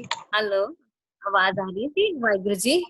हाँ जी, ऐसे प्रथा एक साखी भाई बाला जी दी जन्म साखी चों एक सिख नाल साखी, एक सिख नाल गुरु नानक देव जी, श्री गुरु नानक देव जी जगत जलंधर ਨੂੰ ਉਤਾਰਦੇ ਹੋਏ ਨਾ ਇੱਕ ਨਗਰ ਵਿੱਚ ਪਹੁੰਚਦੇ ਆ। ਉੱਥੇ ਰਾਹਤ ਰਹਿਣ ਲਈ ਨਾ ਉਹਨਾਂ ਨੂੰ ਕੋਈ ਜਗ੍ਹਾ ਨਹੀਂ ਮਿਲਦੀ ਤੇ ਉਸ ਨਗਰ ਦੇ ਸਾਰੇ ਲੋਕ ਜਿਹੜੇ ਹੁੰਦੇ ਨਿਗੋਰੇ ਹੁੰਦੇ ਆ, ਗੁਰੂ ਪੀਰ ਨੂੰ ਨਹੀਂ ਮੰਨਦੇ। ਤੇ ਇਸ ਨਗਰ ਵਿੱਚ ਇੱਕ ਨਾ ਖੱਤਰੀ ਰਹਿੰਦਾ ਸੀ ਜੋ ਬੜਾ ਅਮੀਰ ਸੀ। 8 ਪੈਰ ਕਾਰ ਵਿਹਾਰ ਵਿੱਚ, ਮਤਲਬ ਸਾਰਾ ਦਿਨ ਉਹ ਨਾ ਕਾਰ ਵਿਹਾਰ ਵਿੱਚ ਹੀ ਬਿਤਾਉਂਦਾ ਸੀ। ਪਰਮੇਸ਼ਰ ਜੀ ਦੀ ਉਸਤੇ, ਵਾਹਿਗੁਰੂ ਜੀ ਦੀ ਉਸਤੇ ਕਿਰਪਾ ਹੋਈ। ਸ਼੍ਰੀ ਗੁਰੂ ਨਾਨਕ ਦੇਵ ਜੀ ਦੇ ਦਰਸ਼ਨ ਕਰਦੇ ਹੋਏ ਹੀ ਉਸਨੂੰ ਸਾਰਾ ਸੰਸਾਰ ਜਿਹੜਾ ਨਾ ਉਹ ਜ਼ਹਿਰ ਵਰਗਾ ਨਜ਼ਰ ਆਉਣ ਲੱਗ ਗਿਆ। ਰੱਬ ਦਾ ਡਰ ਜਿਹੜਾ ਨਾ ਉਹਦੇ ਮਨ ਦੇ ਅੰਦਰ ਉਪਜਿਆ। ਗੁਰੂ ਜੀ ਨੇ ਉਸਦੀ ਬਹੁਤ ਸੇਵਾ ਕੀਤੀ। ਸ਼੍ਰੀ ਗੁਰੂ ਜੀ ਉਸਦੇ ਕੋਲ ਕਈ ਦਿਨ ਠਹਿਰੇ, ਕਈ ਦਿਨ ਸਤਸੰਗ ਹੁੰਦਾ ਰਿਹਾ ਤੇ ਉਸਨੇ ਗੁਰੂ ਜੀ ਕੋਲ ਬੇਨਤੀ ਕੀਤੀ ਵੀ ਗੁਰੂ ਜੀ, ਠਾਕੁਰ ਜੀ, ਮੇਰੇ ਕੋਲ ਤਾਂ ਬਹੁਤ ਦੌਲਤ ਹੈ ਤੇ ਮੇਰੇ ਮਨ ਵਿੱਚ ਸ਼ਾਂਤੀ ਨਹੀਂ, ਤੇ ਮੈਂ ਇਸ ਦੌਲਤ ਦਾ ਕੀ ਕਰਾਂ ਕਿ ਮੇਰੇ ਮਨ 'ਚ ਸ਼ਾਂਤੀ ਆ ਜਾਏ। ਤੇ ਗੁਰੂ ਨਾਨਕ ਦੇਵ ਜੀ ਨੇ ਕਿਹਾ ਇਹ ਸਾਰੀ ਦੌਲਤ ਹੈ ਨਾ ਜਿਹੜੀ ਗਰੀਬਾਂ ਦੇ ਵਿੱਚ ਵੰਡ ਦੇ, ਤੇ ਸਾਰੀ ਥਾਂ ਬਈ ਅਸੀਂ ਤੇਰੀ ਸਹਾਇਤਾ ਕਰਾਂਗੇ, ਤੂੰ ਇਹ ਦੌਲਤ ਜਿਹੜੀ ਹੈ ਨਾ ਵੰਡ ਦੇ। ਤੇ ਉਸ ਖੱਤਰੀ ਨੇ ਨਾ ਗੁਰੂ ਜੀ ਦਾ ਹੁਕਮ ਮੰਨ ਕੇ ਸਾਰੀ ਦੌਲਤ ਗਰੀਬਾਂ ਵਿੱਚ ਵੰਡ ਦਿੱਤੀ ਤੇ ਪਰਿਵਾਰ ਤੋਂ ਨਾ ਇਕੱਲਾ ਹੋ ਕੇ ਜਾ ਕੇ ਬਹਿ ਗਿਆ ਤੇ ਪਰਿਵਾਰ ਨੂੰ ਕਹਿ ਦਿੱਤਾ ਤੇ ਨਾ ਤੁਸੀਂ ਮੇਰੇ ਹੋ ਤੇ ਨਾ ਮੈਂ ਤੁਹਾਡਾ, ਮੈਂ ਤਾਂ ਹੁਣ ਨਾ ਬਈ ਕਰਤਾਰ ਦੀ ਭਗਤੀ ਕਰਨੀ ਹੈ। ਤੇ ਉਸਦੇ ਸਾਰੇ ਸੰਬੰਧੀ ਜਿਹੜੇ ਹੁੰਦੇ ਨਾ ਨਿਰਾਸ਼ ਹੋ ਜਾਂਦੇ, ਉਹ ਕਹਿੰਦੇ ਤੇ ਬਾਬਾ ਜੀ ਨੂੰ ਕਹਿੰਦੇ ਵੀ ਇਹਨੂੰ ਨਾ ਵੀ ਇੱਕੋ ਕਿਰਤ ਕਰਿਆ ਕਰੇ ਤੇ ਵੰਡ ਕੇ ਜੋ ਲਿਆਵੇ ਤੇ ਵੰਡ ਕੇ ਖਾਇਆ ਕਰੇ। ਤੇ ਉਸਨੇ ਨਾ ਗੁਰੂ ਜੀ ਦਾ ਬਚਨ ਮੰਨਿਆ ਤੇ ਗੁਰੂ ਜੀ ਦੇ ਉਪਦੇਸ਼ ਕਰਕੇ ਨਾ ਉੱਥੋਂ ਚਲੇ ਗਏ। ਤੇ ਜਿਹੜਾ ਨਾ ਉਹ ਸਿੱਖ ਸੀ ਨਾ, ਉਹ ਨਾ 10 ਨੋਆਂ ਦੀ ਕਿਰਤ ਕਰਨ ਲੱਗ ਗਿਆ। ਉਸਨੇ ਆਪਣਾ ਇੱਕ ਨੇਮ ਬਣਾ ਲਿਆ ਕਿ ਜਿਸ ਦੀ ਕਿਰਤ ਕਰੇ ਉਸ ਨਾਲ ਪਹਿਲਾਂ ਇਹ ਬਾਤ ਕਰ ਲਵੇ ਵੀ ਮੈਂ ਨਾ 4 ਟਕੇ ਮਜ਼ਦੂਰੀ ਲਵਾਂਗਾ, ਭਾਵੇਂ 4 ਘੜੀਆਂ ਮੇਰੇ ਕੋਲੋਂ ਕੰਮ ਕਰਵਾ ਲਓ ਤੇ ਭਾਵੇਂ ਤੇ ਮੇਰੇ ਕੋਲ ਨਾ ਬੈਠ ਕੇ ਨਾ 20 ਮਿੰਟ ਨਾ ਜਿਹੜਾ ਕੰਮ ਕਰਾਉਂਗੇ ਨਾ ਮੇਰੇ ਕੋਲ ਨਾ 20 ਮਿੰਟ ਬੈਠ ਕੇ ਨਾ ਵੀ ਪਰਮੇਸ਼ਰ ਦੀ ਨਾ ਗੱਲ ਸੁਣਿਆ ਕਰੋ। ਵੀ ਗੁਰੂ ਨਾਨਕ ਦੇਵ ਜੀ ਨੇ ਉਹਨੂੰ ਉਪਦੇਸ਼ ਦਿੱਤਾ ਹੋਇਆ ਸੀ ਤੇ ਉਹ ਸਿੱਖ ਨਾ ਇਸੇ ਤਰ੍ਹਾਂ ਹੀ ਕਰਨ ਲੱਗ ਗਿਆ ਵੀ ਉਹ ਨਾ ਆਪਣਾ ਇਸ ਤਰ੍ਹਾਂ ਆਪਣਾ ਵੀ ਭਲਾ ਕਰਦਾ ਤੇ ਦੂਜੇ ਦਾ ਵੀ ਭਲਾ ਕਰਦਾ। ਕਿਰਤ ਕਰਕੇ ਵੰਡ ਕੇ ਛਕਣਾ, ਦੂਜੇ ਦਿਨ ਵਾਸਤੇ ਕੁਝ ਵੀ ਨਾ ਰੱਖਣਾ। ਇੱਕ ਦਿਨ ਨਾ ਐਸੇ ਪਿੰਡ ਵਿੱਚ ਨਾ ਇੱਕ ਸ਼ਾਹੂਕਾਰ ਰਹਿੰਦਾ ਸੀ, ਉਸਦਾ ਸਾਰਾ ਜਿਹੜਾ ਦਾਣਾ ਸੀ ਨਾ ਉਹ ਆਪ ਲੈ ਲੈਂਦਾ ਸੀ ਤੇ ਸਾਰਾ ਮਤਲਬ ਜਿਹੜਾ ਉਹ ਸ਼ਾਹੂਕਾਰ ਸੀ ਨਾ ਜਿਹੜਾ, ਤੇ ਇੱਕ ਦਿਨ ਨਾ ਉਹ ਕੰਮ ਕਰਦਾ ਪਿਆ, ਕੰਮ ਕਰਦਿਆਂ ਕਰਦਿਆਂ ਨਾ ਉਹਦੇ ਘਰੋਂ ਨਾ ਇੱਕ ਚਿੱਠੀ ਆ ਜਾਂਦੀ ਹੈ ਵੀ ਨਾ ਸ਼ਾਹ ਜੀ ਤੁਸੀਂ ਚਿੱਠੀ ਪੜ੍ਹਦੇ ਹੀ ਵਾਪਸ ਆ ਜਾਓ, ਜੇ ਪਾਣੀ ਵੀ ਪੀਣਾ ਹੋਏ ਤਾਂ ਤੁਰਦੇ ਤੁਰਦੇ ਪੀਣਾ, ਜੇ ਕੋਈ ਜ਼ਰੂਰੀ ਕੰਮ ਹੋਏ ਤਾਂ ਫਿਰ ਕਰ ਲੈਣਾ, ਜਲਦੀ ਤੋਂ ਜਲਦੀ ਘਰ ਵਾਪਸ ਆ ਜਾਓ। ਚਿੱਠੀ ਪੜ੍ਹ ਕੇ ਨਾ ਸ਼ਾਹੂਕਾਰ ਨਾ ਚੌਧਰੀ ਨੂੰ ਸੱਦ ਕੇ ਆਖਦਾ ਵੀ ਮੇਰੇ ਘਰੋਂ ਤਾਂ ਸੁਨੇਹਾ ਆਇਆ ਤੇ ਮੈਂ ਵਾਪਸ ਜਾਣਾ ਹੈ, ਤੇ ਜੇ ਮੇਰੇ ਨਾਲ ਨਾ ਇੱਕ ਆਦਮੀ ਨੂੰ ਭੇਜੋ ਤੇ ਮੈਨੂੰ ਨਾ ਹਿਸਾਬ ਕਰਕੇ ਨਾ ਮੈਂ ਘਰ ਮੈਂ ਨਾ ਮੈਨੂੰ ਮੇਰੇ ਨਾਲ ਘਰ ਭੇਜੋ ਵੀ ਮੈਂ ਨਾ ਹੁਣੇ ਜ਼ਰੂਰੀ ਜਾਣਾ, ਮੇਰੇ ਘਰੋਂ ਤਾਂ ਚਿੱਠੀ ਆਈ ਹੈ। ਤੇ ਨਾ ਚੌਧਰੀ ਨੇ ਕਿਹਾ ਵੀ ਤੇਰਾ ਘਰ ਤਾਂ ਬੜੀ ਦੂਰ ਹੈਗਾ ਤੇ ਰਸਤੇ ਵਿੱਚ ਇੱਕ ਦਰਿਆ ਹੈ, ਤੇ ਹੁਣ ਤਾਂ ਸ਼ਾਮ ਵੀ ਪੈ ਗਈ ਹੈ ਤੇ ਤੈਨੂੰ ਆਪਣੀ ਜਾਨ ਪਿਆਰੀ ਨਹੀਂ, ਰਸਤੇ ਦਰਿਆ ਆਂਦਾ ਵੀ ਤੂੰ ਇਸ ਵੇਲੇ ਨਾ ਜਾ ਤੇ ਰਾਤੀ ਰੁਕ ਜਾ ਤੇ ਸਵੇਰੇ ਚਲਾ ਜਾਈਂ ਤੇ ਮੈਂ ਕੋਈ ਬੰਦੋਬਸਤ। ਸ਼ਾਹੂਕਾਰ ਕਹਿੰਦਾ ਨਹੀਂ ਮੇਰੇ ਘਰੋਂ ਤਾਂ ਚਿੱਠੀ ਆਈ ਹੈ, ਮੈਨੂੰ ਤਾਂ ਹੁਣੇ ਹੀ ਹੁਕਮ ਆਇਆ, ਮੈਂ ਤਾਂ ਹੁਣੇ ਹੀ ਜਾਣਾ। ਤੇ ਨਾ ਫਿਰ ਚੌਧਰੀ ਨਾ ਕਹਿੰਦਾ ਵੀ ਮੈਂ ਨਾ ਤੁਹਾਨੂੰ ਇੱਕ ਸਿੱਖ ਮਜ਼ਦੂਰ ਲਿਆ ਕੇ ਦਿੰਦਾ। ਚੌਧਰੀ ਨਾ ਉਹੀ ਸਿੱਖ ਨੂੰ ਲੈ ਆਂਦਾ ਜਿਹੜਾ ਗੁਰੂ ਨਾਨਕ ਦੇਵ ਜੀ ਦੀ ਸਿੱਖੀ ਧਾਰਨ ਕਰਕੇ ਨਾ ਗੁਰੂ ਦਾ ਸਿੱਖ ਬਣਿਆ ਸੀ ਨਾ, ਤੇ ਉਹਨੇ ਕਿਹਾ ਵੀ ਮੈਂ ਨਾ ਚੱਲ ਵੀ ਮਜ਼ਦੂਰੀ ਕਰਨੀ ਹੈ, ਤੇ ਉਹ ਚੌਧਰੀ ਨਾ ਉਹਨੂੰ ਲੈਣ ਜਾਂਦਾ, ਉਹ ਕਹਿੰਦਾ ਚੱਲ ਤੂੰ ਨਾ ਮਜ਼ਦੂਰੀ ਕਰਨੀ ਹੈ, ਚੱਲ ਮੇਰੇ ਨਾਲ ਚੱਲ ਤੇ ਤੂੰ ਉਹ ਮੈਂ ਤੈਨੂੰ ਨਾ ਇੱਕ ਸ਼ਾਹੂਕਾਰ ਕੋਲ ਲੈ ਕੇ ਜਾਣਾ। ਉਹ ਨਾ ਸਿੱਖ ਨਾ ਵਾਹਿਗੁਰੂ ਕਹਿ ਕੇ ਉੱਠ ਕੇ ਚੱਲ ਪਿਆ ਤੇ ਸ਼ਾਹੂਕਾਰ ਦੇ ਕੋਲ ਆ ਕੇ ਨਾ ਕਹਿੰਦਾ ਵੀ ਮੈਂ ਤਾਂ ਨਾ 4 ਟਕੇ ਮਜ਼ਦੂਰੀ ਲਵਾਂਗਾ। ਸ਼ਾਹੂਕਾਰ ਨੇ ਕਿਹਾ ਚਾਹੀ 4 ਟਕੇ ਹੀ ਲੈ ਲਈ, ਤੂੰ ਸਿੱਖ ਸਮਾਨ ਚੁੱਕ ਕੇ ਨਾ ਸ਼ਾਹੂਕਾਰ ਦੇ ਨਾਲ ਚੱਲ ਪਿਆ। ਜਦੋਂ ਥੋੜੀ ਦੂਰ ਤੱਕ ਜਾਂਦਾ ਨਾ ਤਾਂ ਉਸ ਸਿੱਖ ਨੂੰ ਗੱਲ ਯਾਦ ਆਉਂਦੀ ਹੈ ਕਿ ਮਨ ਵਿੱਚ ਸੋਚਣ ਲੱਗਾ ਤੇਰੀ ਕਮਾਈ ਵੀ ਜਿਸ ਪੇਟ ਵਾਸਤੇ ਤੂੰ ਪਰਮੇਸ਼ਰ ਜੀ ਨੂੰ ਭੁਲਾ ਦਿੱਤਾ। ਤੇ ਉਹਨਾਂ ਵਿਚਾਰ ਕਰਕੇ ਨਾ ਸ਼ਾਹੂਕਾਰ ਨੂੰ ਆ ਕੇ ਕਹਿੰਦਾ ਮੈਂ ਨਹੀਂ ਜਾਣਾ, ਆਪਣਾ ਸਮਾਨ ਚੁੱਕ ਲੈ। ਸ਼ਾਹੂਕਾਰ ਕਹਿਣ ਲੱਗਾ ਮੈਨੂੰ ਰਸਤੇ ਵਿੱਚ ਕਿਉਂ ਖਰਾਬ ਕਰਨ ਲੱਗਾ, ਮੈਨੂੰ ਘਰ ਤੱਕ ਤਾਂ ਪਹੁੰਚਾ ਦੇ, ਤੂੰ ਜਿਤਨੇ ਟਕੇ ਮਜ਼ਦੂਰੀ ਕਹੇਗਾ ਮੈਂ ਤੈਨੂੰ ਦੇ ਦਿਆਂਗਾ। ਸਿੱਖ ਕਹਿਣ ਲੱਗਾ ਮੈਂ ਜਾਵਾਂਗਾ ਤਾਂ ਸਹੀ, ਪਰ ਮੇਰਾ ਇੱਕ ਕੰਮ ਕਰ। ਸ਼ਾਹੂਕਾਰ ਕਹਿੰਦਾ ਦੱਸ। ਕਹਿੰਦਾ ਜਾਂ ਤਾਂ ਤੂੰ ਮੈਨੂੰ ਪਰਮੇਸ਼ਰ ਦੀ ਕੋਈ ਗੱਲ ਸੁਣਾ, ਜੇ ਤੈਨੂੰ ਨਹੀਂ ਆਂਦੀ ਤਾਂ ਮੈਂ ਮੇਰੇ ਕੋਲੋਂ ਸੁਣ ਤਾਂ ਮੈਂ ਅੱਗੇ ਚੱਲਾਂਗਾ। ਸ਼ਾਹੂਕਾਰ ਕਹਿੰਦਾ ਕੋਈ ਗੱਲ ਨਹੀਂ, ਮੈਨੂੰ ਤਾਂ ਨਹੀਂ ਆਂਦੀ ਪਰਮੇਸ਼ਰ ਦੀ ਗੱਲ, ਤੂੰ ਹੀ ਸੁਣਾ ਦੇ। ਸਿੱਖ ਨਾ ਉਹ ਪਰਮੇਸ਼ਰ ਦੀ ਨਾ ਗੱਲ ਉਹਨੂੰ ਸੁਣਾਉਣ ਲੱਗਦਾ ਹੈ ਸ਼ਾਹੂਕਾਰ ਨੂੰ। ਵਾਹਿਗੁਰੂ ਜੀ ਪਲੀਜ਼ ਸੰਖੇਪ ਕਰ ਦਿਓ ਜੀ। ਹਾਂਜੀ, ਤੇ ਨਾ ਉਹ ਬਸ ਇਹੀ ਦੱਸਣਾ ਸੀਗਾ ਕਿ ਨਾ ਉਹ ਨਾ ਜਿਹੜਾ ਨਾ ਸ਼ਾਹੂਕਾਰ ਨਾ ਰਸਤੇ ਜਿਹੜਾ ਉਹਨੇ ਸੁਣਿਆ ਹੁੰਦਾ ਨਾ ਵੀ ਉਹਨੂੰ ਅਗਲੇ ਦਿਨ ਜਾ ਕੇ ਕਹਿੰਦਾ ਵੀ ਤੇਰਾ ਨਾ ਉਮਰ ਹੋ ਚੁੱਕੀ ਹੈ ਤੇ ਤੂੰ ਤਾਂ ਕੋਈ ਕੰਮ ਹੀ ਨਹੀਂ ਕੀਤਾ, ਵੀ ਤੇਰੀ ਤਾਂ ਘੜੀ ਕੋਈ ਲਿਖ ਹੀ ਨਹੀਂ ਲੱਗੀ ਤੇ ਤੇਰਾ ਨਾ ਟਾਈਮ ਪੂਰਾ ਹੋ ਚੁੱਕਾ, ਤੈਨੂੰ ਨਾ ਹੁਣ ਧਰਮਰਾਜ ਕੋਲ ਜਾਣਾ ਪਏਗਾ। ਤੇ ਨਾ ਉਹਨਾਂ ਨੇ ਕਿਹਾ ਕਿ ਵੀ ਨਾ ਜਿਹੜੀ ਤੂੰ ਵੀ ਮੇਰੇ ਕੋਲ ਪਰਮੇਸ਼ਰ ਦੀ ਗੱਲ ਸੁਣੀ ਹੈ ਨਾ, ਤੇ ਤੂੰ ਇੱਕ ਕੰਮ ਕਰੀ, ਜਦੋਂ ਤੈਨੂੰ ਜਮਦੂਤ ਧਰਮਰਾਜ ਕੋਲ ਲੈ ਕੇ ਜਾਣਗੇ ਨਾ, ਧਰਮਰਾਜ ਕਹੇਗਾ ਨਾ ਤੈਨੂੰ ਵੀ ਚਿੱਤਰਗੁਪਤ ਕੋਲ ਲੈ ਜਾਓ, ਤੇ ਫਿਰ ਨਾ ਉਹ ਤੈਨੂੰ ਅੱਗੇ ਜਾ ਕੇ ਕਹਿਣਗੇ ਵੀ ਤੂੰ ਐਵੇਂ ਸਾਰੀ ਉਮਰ ਗਵਾ ਛੱਡੀ ਹੈ, ਪਰ ਤੂੰ ਇੱਕ ਗੁਰੂ ਨਾਨਕ ਨਾਮ ਲੈਵਾ ਸਿੱਖ ਨਾਲ 4 ਘੜੀਆਂ ਪਰਮੇਸ਼ਰ ਦੀ ਉਸਤਤੀ ਸੁਣੀ ਹੈ, ਇਸ ਦੇ ਬਦਲੇ ਵਿੱਚ ਤੈਨੂੰ 2 ਘੜੀਆਂ ਸੱਚਖੰਡ ਦੀਆਂ ਬਣਦੀਆਂ। ਧਰਮਰਾਜ ਤੈਨੂੰ ਪੁੱਛੇਗਾ ਇਸ ਦਾ ਫਲ ਪਹਿਲੇ ਲੈਣਾ ਕਿ ਬਾਅਦ ਵਿੱਚ, ਤੂੰ ਕਹੀਂ ਮੈਂ ਪਹਿਲਾਂ ਸੱਚਖੰਡ ਵਿੱਚ 2 ਘੜੀਆਂ ਦੇ ਦਰਸ਼ਨ ਕਰਾ ਦੇਣਾ। ਮਤਲਬ ਮੇਰੇ ਕਹਿਣ ਦਾ ਮਤਲਬ ਸਾਖੀ ਦੇ ਇਸ ਭਾਵ ਸ਼ੁਰੂ ਹੁੰਦਾ ਕਿ ਬਿਨਾ ਜਿਹੜਾ 2 ਘੰਟੇ 2 ਘੜੀਆਂ ਵੀ ਸਤਸੰਗਤ ਕਰ ਲੈਂਦਾ ਨਾ ਤੇ ਉਹਨੂੰ ਨਾ ਉਹ ਫਲ ਮਿਲਦਾ ਵੀ 2 ਘੜੀਆਂ ਕੀਤੀਆਂ ਹੋਈਆਂ ਵੀ ਸੰਗਤ ਦਾ ਫਲ ਨਾ ਜਿਹੜਾ ਬੜਾ ਮਿਲਦਾ।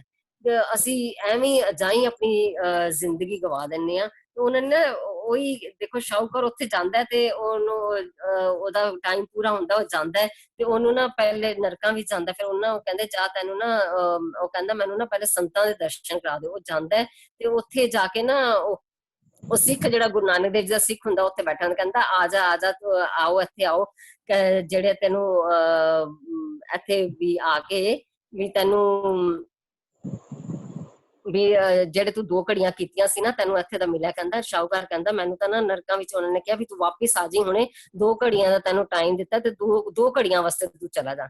ਤੁਸੀਂ ਦੇਖੋ ਸਿੱਖ ਨੂੰ 2 ਘੜੀਆਂ ਮਿਲਦੀਆਂ ਤੇ ਉਹ 2 ਘੜੀਆਂ ਜਿਹੜੀਆਂ ਬੀਤ ਜਾਂਦੀਆਂ ਨਾ ਉਹੀ ਮਤਲਬ ਉਹਦੇ ਵਾਸਤੇ ਵੀ ਬਹੁਤ ਹੀ ਅੱਛੀਆਂ ਮਤਲਬ ਸਾਬਤ ਹੁੰਦੀਆਂ। ਤੇ ਉਹਨੂੰ ਤੇਰਾ ਜਨਮ ਮਰਨ ਜਿਹੜਾ ਨਾ ਉਹਨਾਂ ਦੀ ਸ਼ਕਤੀ ਨਹੀਂ ਕਿ ਜੋ ਤੈਨੂੰ ਇੱਥੋਂ ਲੈ ਜਾਣ। ਉਹ ਸਿੱਖ ਕਹਿੰਦਾ ਤੂੰ ਇੱਥੇ ਹੀ ਬਹਿ ਜਾ, ਵੀ ਉਹ ਜਿਹੜੇ ਤੇਰੇ ਨਰਕਾਂ ਵਾਲੇ ਨਾ ਉਹਨਾਂ ਦੀ ਇੰਨੀ ਸ਼ਕਤੀ ਨਹੀਂ ਜਿਹੜੇ ਤੈਨੂੰ ਇੱਥੋਂ ਲੈ। ਤੇਰਾ ਜਨਮ ਮਰਨ ਦਾ ਗੇੜ ਨਾ ਕੱਟਿਆ ਗਿਆ, ਹੁਣ ਤੂੰ ਇੱਥੇ ਹੀ ਬਹਿ ਕੇ ਵਾਹਿਗੁਰੂ ਦਾ ਮੰਤਰ ਜਪ, ਸ਼੍ਰੀ ਗੁਰੂ ਨਾਨਕ ਦੇਵ ਜੀ ਦਾ ਬਚਨ ਇੱਕ ਮਨ ਇੱਕ ਚਿਤ ਹੋ ਕੇ ਪਰਮੇਸ਼ਰ ਦਾ ਜਾਪ ਕਰੇਗਾ ਜਾਂ ਸੁਨੇਗਾ ਜਾਂ ਸੁਣਾਏਗਾ, ਤੇਰੇ ਉੱਪਰ ਜਮਾਂ ਦਾ ਤੇ ਧਰਮ ਰਾਜ ਦਾ ਕੋਈ ਵੀ ਬਲ ਨਹੀਂ ਪਵੇਗਾ, ਪਾਪ ਪੁੰਨ ਵੀ ਨਹੀਂ ਲੱਗੇਗਾ। ਗੁਰਬਾਣੀ ਦਾ ਵਾਕ ਹੈ, ਜੈ ਸਾਧੂ ਗੋਬਿੰਦ ਭਜਨ ਕੀਰਤਨ ਨਾਨਕ ਨੀਤ, ਣਾ होना तूणे छुटे निकट न जायो दूत। कोई गावे को सुने को उचर सुनावे, जन्म जन्म की मल उतरे मन चिंदिया पावे। जेड़ा कोई भी मनुख परमात्मा दे सिफत सलाह दे गुण गांदा है, ਜਾਂ ਸੁਣਦਾ ਹੈ, ਜਾਂ ਬੋਲ ਕੇ ਹੋਰਨਾਂ ਨੂੰ ਸੁਣਾਉਂਦਾ ਹੈ, ਉਸ ਦੀ ਅਨੇਕ ਜਨਮਾਂ ਦੇ ਕਰਮਾਂ ਦੀ ਮੈਲ ਲੈ ਜਾਂਦੀ ਹੈ ਤੇ ਉਹ ਮਨ ਇੱਛਤ ਵੱਲ ਪਾਉਂਦਾ ਹੈ। ਵਾਹਿਗੁਰੂ ਜੀ ਕਾ ਖਾਲਸਾ, ਵਾਹਿਗੁਰੂ ਜੀ ਕੀ ਫਤਿਹ। ਸੋ ਥੈਂਕ ਯੂ ਆਂਟੀ ਜੀ। ਸੋ ਹੁਣ ਮੈਂ ਰਿਕੁਐਸਟ ਕਰਦੀ ਹਾਂ ਉਰਵਿੰਦਰ ਅੰਕਲ ਤੇ ਹਰਮੀਤ ਆਂਟੀ ਜੀ ਨੂੰ ਕਿ ਉਹ ਹੁਣ ਪਲੀਜ਼ ਸਾਡੇ ਨਾਲ ਸ਼ੇਅਰ ਕਰਨ। ਹਾਂਜੀ ਵੀਰ ਜੀ, ਉਰਵਿੰਦਰ ਅੰਕਲ ਨੂੰ ਸਪੋਟ ਕਰ ਲਓ ਜੀ।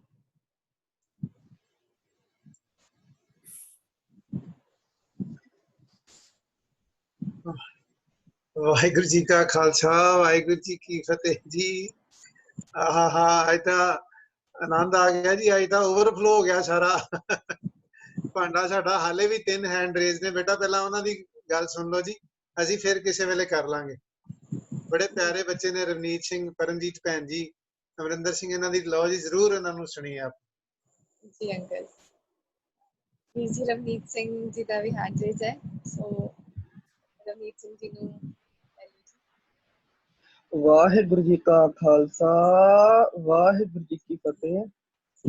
ਮੈਂ ਕੱਲ ਇੱਕ ਕੋਟ ਪੜ੍ਹ ਰਿਹਾ ਸੀ ਇੰਸਟਾਗ੍ਰਾਮ ਤੇ, ਉਹ ਲਿਖਿਆ ਹੋਇਆ ਸੀ, if you look at the people in your circle and you don't get inspired, then you don't have a circle, you have a cage।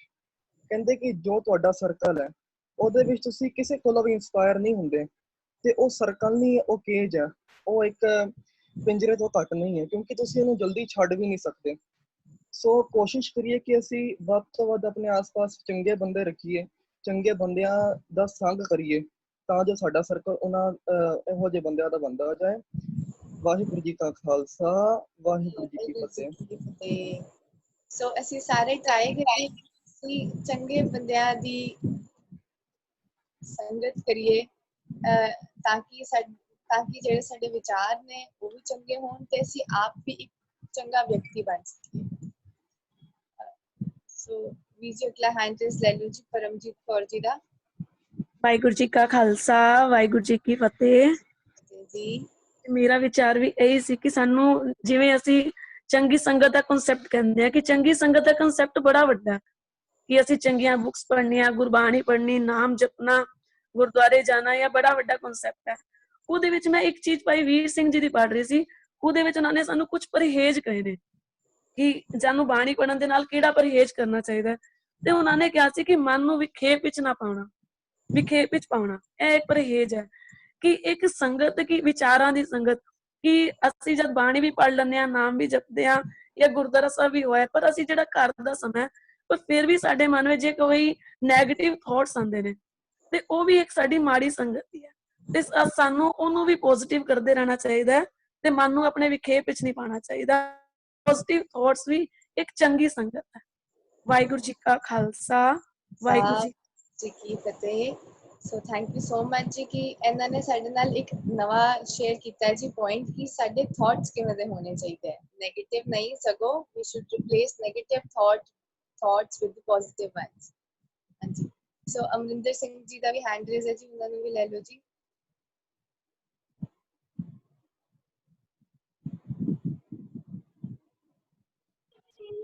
Waheguru ji ਕਾ ਖਾਲਸਾ, ਵਾਹਿਗੁਰੂ ਜੀ ਕੀ ਫਤਿਹ ਜੀ।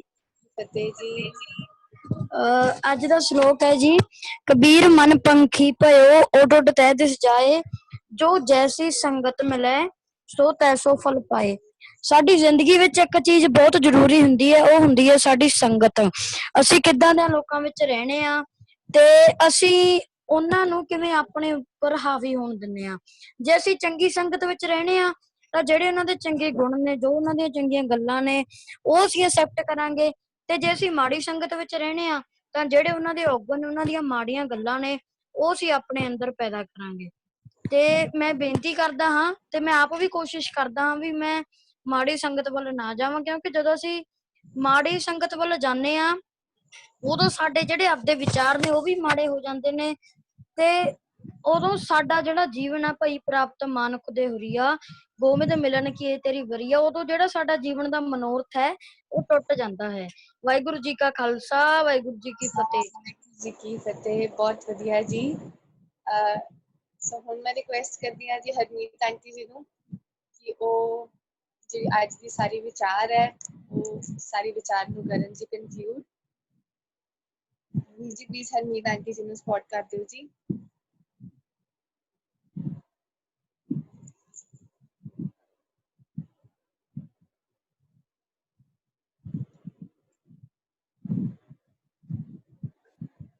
जी सपोर्ट नहीं हो रही जी, मैनू लगता अज शायद उनका कनैक्शन टुटिया है। अच्छा जी। सो ਹੁਣ मैं रिक्वेस्ट करती हूँ उविंदर अंकल से परविंदर अंकल जी ਨੂੰ कि ਉਹ ਕੁਝ अपने फाइनल रिमार्क्स दें। हाँ जी जी सपोर्ट कर दो जी। परविंदर जी करनगे बेटा, कर रहे ने। हाँ जी हाँ जी। वाहिगुरू जी का खालसा वाहिगुरू जी की फतेह। बहुत विचार जिहड़ी हुई है गुरबाणी शब्द दे नाल साखियां हुई और बड़ी बच्चियां ने सारियां ने मिल के बड़ी हर पास्यों संगत की गल हुई है, मन की गल हुई है जी, की फल मिलता है उहदी भी गल हुई। ਇਹਦਾ ਅਸੀਂ ਇਹੀ ਨਿਚੋੜ कर सकते हैं जी जो कबीर जी सानू समझाउणा करते हैं। मन जानत सब बात जानत ही अवगुण करे काहे की कुसलात हाथ दीप। ਜਿਹੜੀ ਮਨ ਦੀ ਗੱਲ ਹੋਈ ਹੈ ਸ਼ਲੋਕ ਵਿੱਚ, ਇਹ ਮਨ ਨੂੰ ਪੰਛੀ ਦੇ ਨਾਲ ਤੁਲਨਾ ਦਿੱਤੀ ਹੈ। ਇੱਕ ਪੰਛੀ ਦੀ ਉਡਾਰੀ ਦੇਖੀਏ ਅਸੀਂ ਹੈਰਾਨ ਹੋ ਜਾਂਦੇ ਹਾਂ। ਅਸੀਂ ਇੱਕ ਥਾਂ ਤੋਂ ਦੂਜੇ ਥਾਂ ਤੇ ਜਾਣਾ ਹੋਵੇ, ਜਿਸ ਥਾਂ ਤੇ ਅਸੀਂ ਹਾਲੇ ਕਦਮ ਵੀ ਪੁੱਟਦੇ ਨਹੀਂ, ਇੱਕ ਪੰਛੀ ਉਨੇ ਸਮੇਂ ਵਿੱਚ ਦੂਸਰੇ ਮੁਹੱਲੇ ਵਿੱਚ ਪਹੁੰਚ ਜਾਂਦਾ ਹੈ, ਇੰਨੀ ਉਹਦੀ ਸਪੀਡ ਹੈ। ਔਰ ਜੇ 10 ਦਿਸ਼ਾਵਾਂ ਵਿੱਚ ਪੰਛੀ ਭਜਦਾ ਹੋਵੇ ਤੇ ਉਹ ਹੋਰ ਉੱਤੇ ਵਾਲੀ ਗੱਲ ਹੈ ਵੀ ਇੰਨੀ ਮਨ ਦੀ ਚੰਚਲਤਾ ਹੈ ਜੋ ਸਾਡਾ ਮਨ ਹੈ। ਤੇ ਮੈਂ ਇਹ ਵੀ ਮਨ ਵਿੱਚ ਵਿਚਾਰ ਕਰ ਰਿਹਾ ਸੀ ਵੀ ਇਹ ਮਨ ਜੋ ਹੈ, ਕਬੀਰ ਜੀ ਆਪਣੇ ਸ਼ਲੋਕਾਂ ਦੇ ਵਿੱਚ ਮਨ ਨੂੰ ਕੈਰੈਕਟਰ ਬਣਾ ਰਹੇ। ਕਬੀਰ ਜੀ ਦੇ ਸਮੇਂ ਤੋਂ ਲੈ ਕੇ ਜਾਂ ਉਸ ਤੋਂ ਵੀ ਪਹਿਲਾਂ ਆਦ ਸਮੇਂ ਤੋਂ ਸਮਝ ਲਈਏ, ਔਰ ਮੈਨੂੰ ਲੱਗਦਾ ਹੈ ਆਦ ਵਿੱਚ ਵੀ ਅੱਜ ਵੀ ਜੋ ਔਰ ਅੱਗੇ ਵੀ ਇਹ ਮਨ ਦੀ ਹਾਲਤ ਜੋ ਹੈ ਉਹ ਗੁਰਬਾਣੀ ਦੀ ਪਕੜ ਵਿੱਚ ਹੈ, ਸ਼ੁਰੂ ਤੋਂ ਹੀ ਇਸ ਤਰ੍ਹਾਂ ਹੈ ਭਾਵ। ਔਰ ਮਨ ਦੀ ਇਤਨੀ ਸਪੀਡ ਹੈ, ਅਸੀਂ ਸਮਝਦੇ ਹਾਂ ਵੀ ਜਿਸ ਸਪੀਡ ਦੀ ਸਭ ਤੋਂ ਜ਼ਿਆਦਾ ਸਪੀਡ ਲਾਈਟ ਦੀ ਜਾਂ ਸਾਊਂਡ ਦੀ ਸਾਇੰਸ ਮੰਨਦੀ, ਪਰ ਗੁਰਬਾਣੀ ਮੁਤਾਬਕ ਮਨ 10 ਦਿਸ਼ਾਵਾਂ ਵਿੱਚ ਭਜਦਾ ਹੈ, ਇਹਦੀ ਸਪੀਡ ਵੀ ਉਸ ਤੋਂ ਵੀ ਜ਼ਿਆਦਾ ਹੈ। ਔਰ ਨਾਲ ਇਹ ਵੀ ਵਿਚਾਰ ਆਉਂਦੀ ਹੈ ਮਨ ਵਿੱਚ, ਗੁਰਮੁਖ ਕਹਿੰਦੇ ਹਨ ਜੇ ਮਨ ਦੀ ਇੰਨੀ ਸਪੀਡ ਹੈ, ਜੇ ਇਸ ਮਨ ਨੂੰ ਅਸੀਂ ਕਾਬੂ ਕਰਨਾ ਹੈ, ਪਕੜਨਾ ਹੈ, ਤੇ ਉਨੀ ਹੀ ਸਪੀਡ ਲਈ ਉਨੀ ਹੀ ਸਪੀਡ ਵਾਲਾ ਸਾਨੂੰ ਕੋਈ ਸ਼ਬਦ ਚਾਹੀਦਾ ਹੈ ਜਿਹੜਾ ਕਿ ਉਸ ਮਨ ਨੂੰ ਜਾ ਕੇ ਪਕੜ ਲਵੇ ਤੇ ਉਹਨੂੰ ਕਾਬੂ ਕਰੇ। ਤੇ ਗੁਰਬਾਣੀ ਦਾ ਨਿਰੋਲ ਜੋ ਸ਼ਬਦ ਹਰ ਇੱਕ ਅੱਖਰ ਜੋ ਹੈ ਉਹਦੀ ਵੀ ਇੰਨੀ ਸਪੀਡ ਹੈ, ਉਹ ਮਨ ਨੂੰ ਜਾ ਕੇ ਕਾਬੂ ਕਰਨ ਦੇ ਸਮਰੱਥ ਹੈ। ਤੋ ਮਨ ਦੀ ਜਿਹੜੀ ਗੱਲ ਹੈ ਆਦ ਤੋਂ ਸ਼ੁਰੂ ਹੋਈ ਹੈ ਔਰ ਇਸੇ ਤਰ੍ਹਾਂ ਰਹਿਣੀ ਹੈ। ਅਸਲ ਗੱਲ ਹੈ ਜਿਸ ਤਰ੍ਹਾਂ ਮਨਮੀਨ ਕੌਰ ਜੀ ਨੇ ਸਭ ਤੋਂ ਪਹਿਲਾਂ ਸਾਨੂੰ ਇਹਦਾ ਨਿਚੋੜ ਦੇ ਦਿੱਤਾ ਹੈ, ਮਨ ਸਾਧੇ ਸਿੱਧ ਹੋਏ। ਹਰ ਗੁਰਬਾਣੀ ਦਾ ਫਰਮਾਨ ਮਨ ਨੂੰ ਸੈਂਟਰ ਬਣਾ ਕੇ ਉਚਾਰਿਆ ਗਿਆ ਹੈ। ਬੜੇ ਹੀ ਫਰਮਾਨ, ਬੇਅੰਤ ਫਰਮਾਨ ਬਾਣੀ ਵਿੱਚ ਆਉਂਦੇ ਹਨ। ਮਨ ਸਾਧੇ ਸਿੱਧ ਹੋਏ, ਮਨ ਜੀਤੈ ਜਗ ਜੀ, ਰੇ ਮਨ ਰਾਮ ਸਿਉ ਕਰ ਪ੍ਰੀਤ, ਮਨ ਕੀ ਮਨ ਹੀ ਮਾਹੇ ਰਹੀ। ਹਰ ਸ਼ਬਦ ਜਿਹੜਾ ਹੈ ਮਨ ਨੂੰ ਸੰਬੋਧਨ ਹੈ। ਔਰ ਇਹ ਮਨ ਜੋ ਹੈ ਸਾਰਿਆਂ ਦਾ, ਬਹੁਤਿਆਂ ਦਾ, ਜਿਹੜੇ ਅਸੀਂ ਮਨੁੱਖ ਰੂਪ ਵਿੱਚ ਵਿਚਰ ਰਹੇ ਹਾਂ, ਸਾਰਿਆਂ ਦਾ ਸੁਭਾਅ ਇੱਕ ਤਰ੍ਹਾਂ ਹੈ। ਲੋੜ ਹੈ ਸੰਗਤ ਨੂੰ, ਮਨ ਨੂੰ ਸਾਧਣ ਦੀ। ਇਸ ਮਨ ਦੀ ਸਾਧਨਾ ਲਈ ਸੰਗਤ ਜੋ ਹੈ, ਸਤ ਸੰਗਤ ਕੈਸੀ ਜਾਣੀ ਹੈ ਜਿੱਥੇ ਏਕੋ ਨਾਮ ਵਖਾਣੀ, ਜਿੱਥੇ ਇੱਕ ਪਰਮਾਤਮਾ ਦੀ ਉਸਤਤ ਹੋ ਰਹੀ ਹੈ, ਉਹਦਾ ਨਾਮ ਸਿਮਰਨ ਹੈ, ਉਹਦੀ ਸਿਫਤ ਸਲਾਹ ਹੈ, ਉਹ ਸੰਗਤ ਨਾਲ ਜੁੜਨ ਨਾਲ ਜਿਹੜਾ ਹੈ, ਜਿੱਦਾਂ ਦਿਵਜੋਤ ਸਿੰਘ ਨੇ ਦੱਸਿਆ, ਜਿਨ੍ਹਾਂ ਦਸੰਦੜਿਆਂ ਦੁਰਮਤ ਵੰਜੈ ਮਿੱਤਰ ਸਾਡੜੇ ਸਹੀ। ਇਹੋ ਜਿਹੇ ਮਿੱਤਰ ਜਿਹੜੇ ਸਾਡੇ ਆਸ-ਪਾਸ ਹੋਣੇ ਚਾਹੀਦੇ ਹਨ। ਤੇ ਮਨ ਜਦੋਂ ਸ਼ਬਦ ਨਾਲ ਜੁੜੇਗਾ ਤੇ ਸ਼ਬਦ ਦੀ ਸਮਰੱਥਾ ਹੈ, ਕਛੋ ਕੰਚਨ ਭਇਓ ਸ਼ਬਦ ਗੁਰ ਸ਼ਰਵਣੈ ਸੁਣਿਓ, ਬਿਖ ਤੇ ਅੰਮ੍ਰਿਤ ਹੋਇਓ ਨਾਮ ਸਤਿਗੁਰੂ ਬਣਿਓ। ਸਤਿਗੁਰੂ ਦਾ ਨਾਮ ਮੁਖ ਤੋਂ ਉਚਾਰਦਿਆਂ ਹੀ ਮਨ ਜਿਹੜਾ ਹੈ ਆਪਣਾ ਸੁਭਾਅ ਬਦਲ ਦਿੰਦਾ ਹੈ। ਇਸੇ ਲਈ ਅਸੀਂ ਸ਼ਬਦ ਨਾਲ ਜੁੜਨਾ ਹੈ ਤੇ ਸ਼ਬਦ ਦੇ ਨਾਲ ਹੀ ਸਾਡਾ ਜੀਵਨ ਦਾ ਅਸਲ ਨਿਬੇੜਾ ਜੋ ਹੈ, ਅਸਲ ਜੋ ਸੱਚ ਨਾਲ ਅਸੀਂ ਜੁੜਨਾ ਹੈ। ਇਹੀ ਜੀਵਨ ਦੀ ਖੇਡ ਹੈ ਜੀ। ਵਾਹਿਗੁਰੂ ਜੀ ਕਾ ਖਾਲਸਾ, ਵਾਹਿਗੁਰੂ ਜੀ ਕੀ ਫਤਿਹ। ਸੋ ਅੰਕਲ ਨੇ ਸਾਰੇ ਸ਼ਲੋਕ ਦਾ ਮੀਨਿੰਗ ਸਾਨੂੰ ਕਲੀਅਰ ਕਰ ਦਿੱਤਾ ਹੈ ਕਿ ਇੱਥੇ ਕਿ ਅਸੀਂ ਆਪਣੇ ਸੰਗਤ ਕਿਹੋ ਜਿਹੀ ਰੱਖਣੀ ਹੈ, ਕਿ ਅਸੀਂ ਸੰਗਤ ਦੇ ਥਰੂ ਹੀ ਆਪਣੇ ਮਨ ਨੂੰ ਅਸੀਂ ਕਰ ਸਕਦੇ ਹਾਂ ਕੰਟਰੋਲ। ਸੋ ਹੁਣ ਮੈਂ ਮਨਜੋਤ ਵੀਰ ਜੀ ਨੂੰ ਰਿਕੁਐਸਟ ਕਰਦੀ ਹਾਂ ਕਿ ਉਹ ਇੱਕ ਵਾਰ ਸ਼ਲੋਕ ਪੜ੍ਹ ਦੇਣ ਜੀ।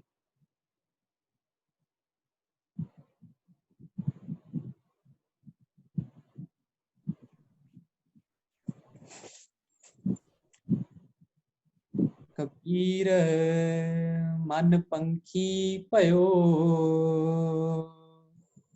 ਉੱਡ ਉੱਡ ਦਹਿ ਦਿਸ ਜਾਏ।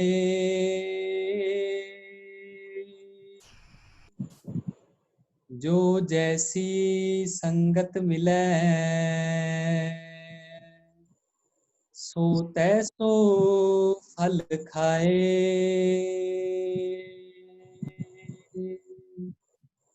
ਕਬੀਰ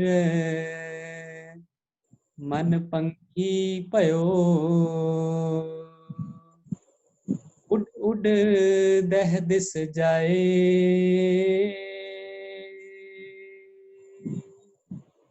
ਜੋ ਜੈਸੀ ਸੰਗਤ ਮਿਲੈ, ਸੋ ਤੈਸੋ ਫਲ ਖਾਏ।